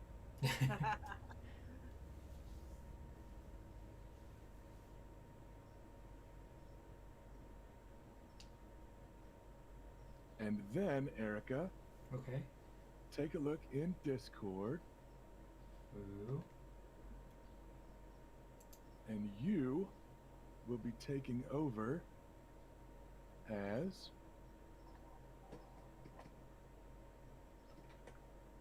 Elia Sand, who just let out an indignant yelp as Adam went racing by and has leapt successfully back into the saddle, rolling 3 dice and needing a 9 to not miss her horse and plummet to her doom. So she is back in the saddle, but because you actually rolled pretty well on that, let's go ahead and give her an animal handling ride check this round. So that's going to be 8 dice, keep 4. Hers is an extra +1 because she and Obara are doing their side quest, so you get to add 1 to the total of this. But you can take over on Elia Sand for this chase scene, because she is not letting Adam of fucking all people go racing away to chase the bad guy alone. Okay. So 8 dice, keep 4, and add 1 gives me 20. Nice. All right, and this guy, she does have 1 destiny point. If you spend it right now, that will be enough to get her alongside Adam instead of 1 degree of success away. Leave it up to you if you think she's gonna start that hard. I think she does because she can't let herself be shown up. So Right. yeah, So immediate gratification. yep. So She's gonna have to prove too. I disarmed her the other day. So yeah, that is enough. Adam, were you able to hear that? Your camera's still up. There you go. Your Yeah, astral sorry, camera's I had up. to step away for a minute. What did I miss? I saw. I caught that Erica was going to be taking over Elia. Yes, as you went riding by, low in the saddle, you hear a "Hey!" From behind you, and then you're hunched low over your mane, racing, and suddenly there is another sand steed abreast, right next to your horse, and Elia is low over the saddle, hunched in, and you two are neck and neck as she reaches for the long knife from her belt. Yep. And then she reaches out and messes with your hair and says, "Do try to keep up." I was already keeping up. Fuck! I hate her. You were keeping up with me, goddammit. So, with that, I shoot Elia in the back.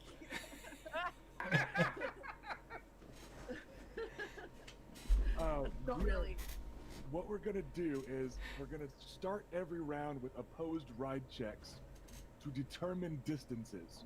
Like, we're gonna break initiative. Everyone else is getting wagons under control and stuff behind you guys, and everyone else's horses are going to stop, yada yada.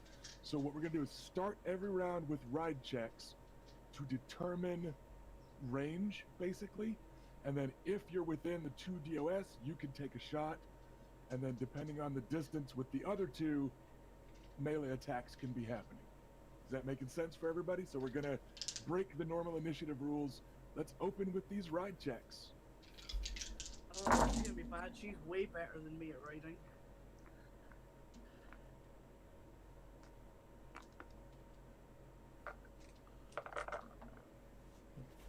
I'm sure Luke's throwing something at them as they speed away. Oh, that's not great. That is 13. Okay. What's Elia got? 22. All right. Elia is now 1 degree of success away. So she will be in melee range next round if she wants. 7 hells. I don't suppose I'm in like bow shot range. Not yet. You are 1 point away from 1 staying. point. Yes, if you got something else to keep a bonus die or anything like that, you are exactly 1 away from staying Right. in that 2nd degree of success. Okay. Fatigue can't help me right now, can it? If you're taking any injuries or wounds, a fatigue could help you clear those. Could help Yeah, you. because you've got you took 1 injury, right? Yeah. So that was like bringing me down. Yeah, by 1. So that would Yeah. break Okay. you even this round, but then you'd Yeah. just have the fatigue and the injury next round. But yeah, if you've got a destiny point, that would do it. Yeah, I'm sitting on 3 destiny points right now, so I'm gonna spend that fatigue just now. Oh, to- you got a pile of those. Might as well use them. Yeah, I- well, I would- because I had 4 temporary ones from people giving me destiny points, so I haven't had to touch my destiny for ages. I would spend the destiny point instead of the fatigue. Okay. Because just so everyone knows, like, you're gonna get your full destiny back before the big ass battle. All So right, well, thanks just for that. saying, it's not a recurring penalty. Sure. So Well, I now, spent that then. so you are within the 2 DOS narrative range. You can't take an aim action because the writing in the narrative, but you can take a shot at this guy, or his Yeah. horse, or Elia, or her horse. You've got options. I'm gonna take a shot at the guy because that's what we're competing for, isn't it? What? Don't drop them. Ooh. Chasing after the same sandy-haired man as your cousin. Classic Adam. Sandy hair's not my thing, really. He Sorry. is a Sorry. bad boy though. Like he stabbed the shit out of your Bad sister. boy. So Yeah. he's pretty much a bad boy, like by definition. Literally I'm bad concerned boy. that they're outclassed in melee right now. Yeah, I They mean, get like, there. but he's just a common bad boy. He's not like one of the interesting ones with like their own special cards and shit. He That could we be. know. You don't know yet. Trying to put me off my boyfriend. His Raven number or whatever. Send a Raven here. Right. Okay. So that is 23 for the bow shot. All right. That is a palpable shot. If a destiny point would make a big difference, I'm prepared to use one. You are 1 point away from another degree of success. Yeah, let's do that then. All right, that makes it a 5 degree of success shot. So that Holy shit! Maybe tw- melee won't matter. Well, I need to live up to my binding. 20 points damage. His armor will do that. I'm just concerned you guys need a melee with this guy who basically kicked Bela's ass, but this may not be an issue now. So your arrow sinks into his fluttering drab brown cloak and sticks in his side. And there's now blood seeping into his, garments, his outer Dornish wrapping stuff that flows in the wind. So that one definitely got through armor and is either an injury or wound at the least. So now the penalties are going to start in on him, and let's make those ride checks for the top of next round.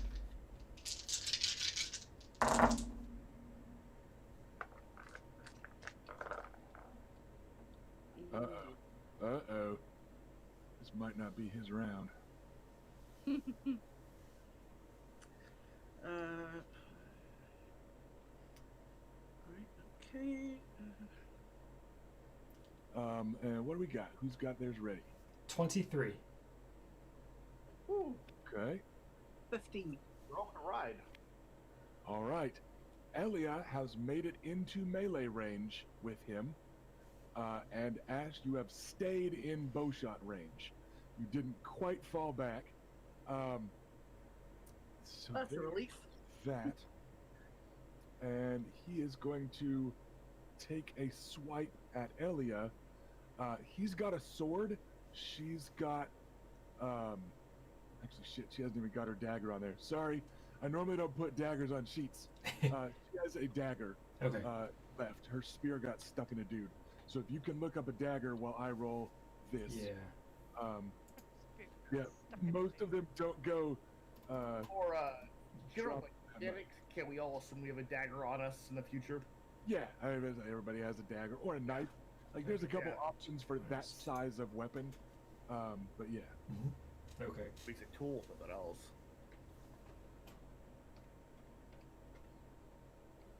Oh, fuck me. Or rather, fuck Ellie Sand. Yeah. No, thank you. Good news is, he's not keeping nothing but 6s.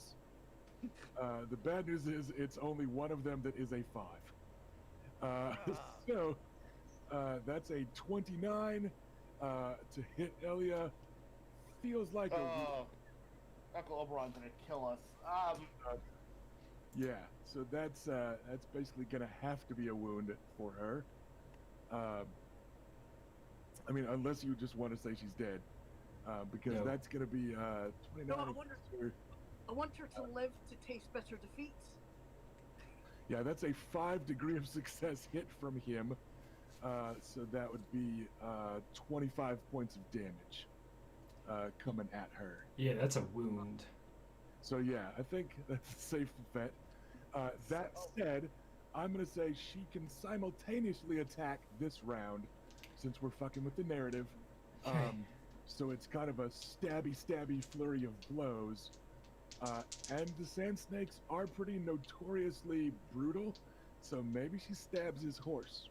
Just putting it out there. She's not a knight or pretending to be. So that might be a way to get a leg up and stay in this. Just putting the option out there for a not terribly chivalrous character, as a reminder. Not all of us has said the words for the 7.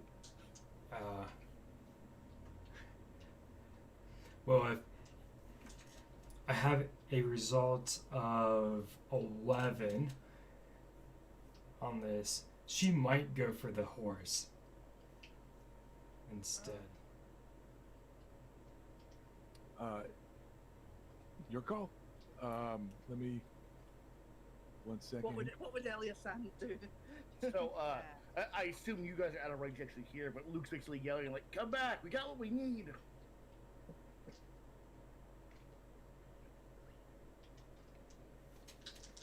One other thing, though, while I'm looking up the stats for the Sand Steed, because Elia is literally in like knife fighting range, she gets a better look at this guy. In his haste, he has cast away his shield to just focus on riding, and his as he arced in pain from getting shot in the liver or whatever. It's not a liver. Anyways, it's off to the side more. The face wrappings are coming undone, and she can tell he's actually a pretty good-looking guy. But he's got a lazy eye. It's a very noticeable trait on him as she kind of stares at him instead of the incoming sword blade that like hits her as hard as she's ever been hit in her young life. There's this moment of trying to hold the gaze of the dude that she just like outrode, you know, and she is able to very clearly get that look at him. And goddamn, where stats? I'm just gonna say it would count as an injury on the Sand Steed. Okay. Because they are constantly described as being high-tuned riding machines, so it would be a -1 to his ride checks, basically. Okay. Yeah, that's what she does. All right, so she's able to lash out at the horse and give it a pretty gnarly draw blood, and it kind of panics. You hear it holler angrily, like horses do. And then let's make some ride checks for the next round, unless you think Elia would want to fall back. She's like, if she would call that a win and get out of melee range, because he is going to go first in the melee attacks. After that one round, it's now going to be archery, sword, knife. I think she would probably back off after that. Okay, so she can pull back like 1 degree of success. Mm-hmm. Not even going to bother making a roll to see if she manages it, because she's good enough there. Holy fuck, this guy's garbage this round. That's good because I only she stabs. Yeah, that. Because I only rolled just enough again. I got 16. You beat him by 3. Would you like to get 1 DOS away instead of 2? Yes, please. I didn't. Here you go. I thought I'd only got just enough to keep up. Wow. He rolled trash. Okay. So in fact, actually, Erica, instead, I'm gonna say if you make a ride roll, and you beat him by 5, Elia can get in front and kind of start blocking his horse, fucking with him and slowing him down and stuff. Okay. Well, she can only keep 3 of the 4 6s she rolled. Unless she wants to take a point of fatigue. But even so, she's gonna beat him by 5. Say is 18 enough? Yeah, so she beats him by 5. So she kind of pulls back a little, and then actually it's just to like drift behind him and race up around the other side. And she slashes at the horse again in a feint, and the horse is like, fuck, I know that thing, that sucks. And it's, I learned my lesson. Oh, hell no. So she's now going to functionally, we're going to skip the ride checks unless something changes. So she's going to be blocking him enough. So Ash, you've got your mighty bow. Right. Yeah. Okay. So. Oh, okay. That looks quite good. 48. Oh man, I wish. Excuse me. Right.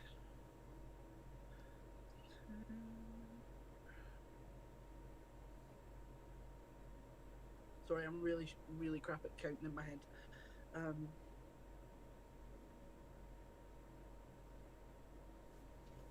27. All right. It's a pretty okay roll, I guess, if you like pips on your dice. kind of weirdo. And give me a second here. He is combat defense 9, so 1 second. You are 2 points away from another degree of success. Put it out there if you've got a die to keep. Yeah. How many? 2 points? Yep, two Cool. more hits. Cool. Right, I'll spend my last destiny point to keep my 3 that I had that would just bring me over. All right, that tops it out at a 5 degree of success shot. But that's me like spent all my good shit. And that will hit him for 16 fucking points. That is a wound. So yeah, that one sucks. It's another shot that goes thunking right into his back. And you can actually see a spray of blood from his mouth as he goes. That's now an anime-style cough. They love those. And he is frustratedly slashing at Elia, who is just able to dance just out of sword strike range. She's like, and actually, I feel like something like "it's not long enough" might be appropriate as a taunt from her, because she turns it into an almost flirtatious thing. She's like, no, it's not a spear. You're not gonna catch me. Get fucked. Just kidding. Haha, you don't get to get fucked. Hey, And she hey. just stays just LOL, away from him. get wrecked. get fucked is Adam's line. She can't steal it. She stole it. So where we're at is basically between the injuries to his horse, his injuries, and his wound. There's basically nothing he can do. And because I described him dropping the crossbow earlier, because I thought it would be a purer chase scene than him just getting shot to pieces, he is going to ride away until Adam kills him. So Adam just described the kill shot, basically. He is going to continue trying to escape. Like, it's probably going to take 2 more arrows. But yeah, like, I'm just not in the mood to keep rolling it all out. But he's lost enough dice and has enough other penalties. And yeah, so it's just going to be a matter of how you just to find the kill. Right. Okay. So what? Right. I don't want to accidentally hit Elia as much as I hate her, but so like is she like blocking him from the front, basically? Yeah, she's like, you know, like when race car drivers swerve to the side, back and forth, and keep somebody from pulling up. Sure. She's doing that, while also, you know, she's probably waving one of her like billowing ribbon things to like fluster the horse, and you know, just being a pain in the ass.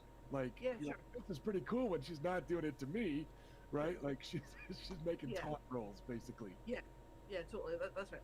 I don't actually hate her. Just she frustrates Adam. Right. So, yeah, I think like I kind of. I think it would be cool as a kind of team effort. Basically, like she's kind of riding in front of him, making him kind of veer around a lot, which is making him a quite difficult moving target for Adam.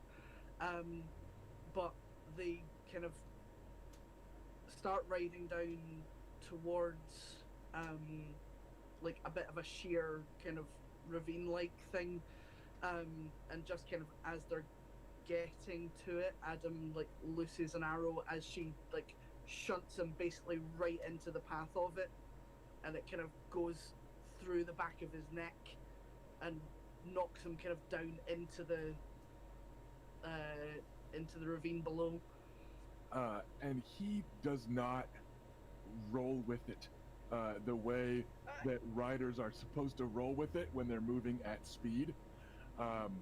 He is not coherent enough to put effort into tumbling, and in fact, kind of luckily for him, he doesn't, because he's got like 3 arrows sticking out of his back and now 1 through his neck. But instead, he actually just face plants into the ravine. Like he tumbles off the horse, like face first into it. And I think basically because and not a minute too soon, because Adam has seen the incline, and that carries a whole bunch of horrible memories for him, and he's already still really fucking panicking and shit. So pulls up his horse really super we'll see so if sharply that it we'll- nearly falls backwards. we'll see if he pulls up his horse that hard. Because, man, that terrible wet crunching noise of his neck snapping reminds you what happened to your leg, and that is a really big ravine right there. And you are out of destiny points. So Yeah, let's but- make another will courage roll. Oh shit! Okay, yeah. Thanks for tossing that ravine there and reminding me that, bad stuff happened. I almost forgot. Yeah, Adam kind of fell into one 6 months ago, and it was a real bad time. It was a real bad time. It's almost like it fundamentally changed him as a person. It's almost like it's one of his defining characteristics. Almost, very, very nearly.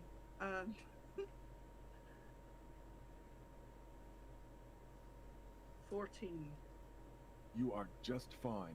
In fact, you feel like you could probably hop over that ravine and then draw up on the reins and look a little bit cooler. Really? 'Cause you got- Wait, you're not you got- just kidding me on, No, right? you got a degree of success. I was gonna make it a 9, and if you failed, you were gonna take a bunch of fatigue and look visibly shook.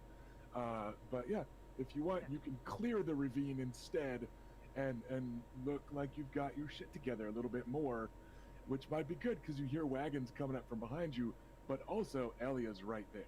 Yeah. Well, I like the thought that Adam's as surprised at clearing the ravine as anyone else might be, but his horse is a good horse, so Bart has just cleared it, even though he was trying to pull him back, and he's like, oh, for a minute it was like, oh shit, the horse isn't stopping. Oh, okay, actually it's fine. Breathe now. Yeah, just gotta trust the horse sometimes as much as the horse trusts you. Yeah. And once he's taken that first breath, okay, now I can turn around and let people see me, because fuck, that was terrifying. All right. So you get your horse to a stop. Elia comes trotting back with this kind of cream and yellow colored sand steed that she is now crooning and apologizing to. She's got it by the reins and is leading it back to the group. The wagons pull up and are able to stop just short of the ravine. Obara Sand jumps down, grabs the body by the breastplate, and rolls it over. And you guys all see Cletus Ironwood lying dead in a ditch. Fucking called it. Holy shit. And roll credits. Holy shit. And I knew I that put the my fucking my thing I was meant to detective do. hat back on. And roll credits, because it's 6 o'clock. But we once again timed that shit pretty fucking well. So, That's the 5 air. XP for everybody. And yeah, you've got a pretty interesting piece of evidence now. We're definitely bringing that back with us. I didn't guess. I never dreamed Cletus himself would be leading the fucking wagon Yeah. train. But just felt Ironwoody. So, good session, everybody. That was a total success. All 3 wagons were seized, not just like they could have been destroyed. They could have been routed away, and neither team would have gotten them. But yeah, you guys have seized all 3 wagons. So, Erica, you've got 3 units that you can apply armor upgrades to. Okay. Everything's covered up by tarps so that I didn't have to describe exactly what the armor was. Yeah. But in the abstract, any 3 units you can give armor upgrades to, and that's not any 300 guys. You can't do all the cavalry units and 5-to-1 Right, ratio. But in the fluff, we're just gonna say it's any 3 of those units can get an upgrade. Yeah, this was a pretty good session, y'all. And we will be back in 2 weeks, everybody. Thank you for watching, viewers. Hope you had a good time with our fastest and furiousest episode to date. Also, you guys have a new castle-bred sandsteed that you might be able to talk Elia into sharing. Good luck. She is totally calling dibs on that. Her sandsteed is not castle-bred, so maybe you could just talk her into keeping it and you get hers, whatever. But yeah, there's a new castle-bred sandsteed for the party. Maybe.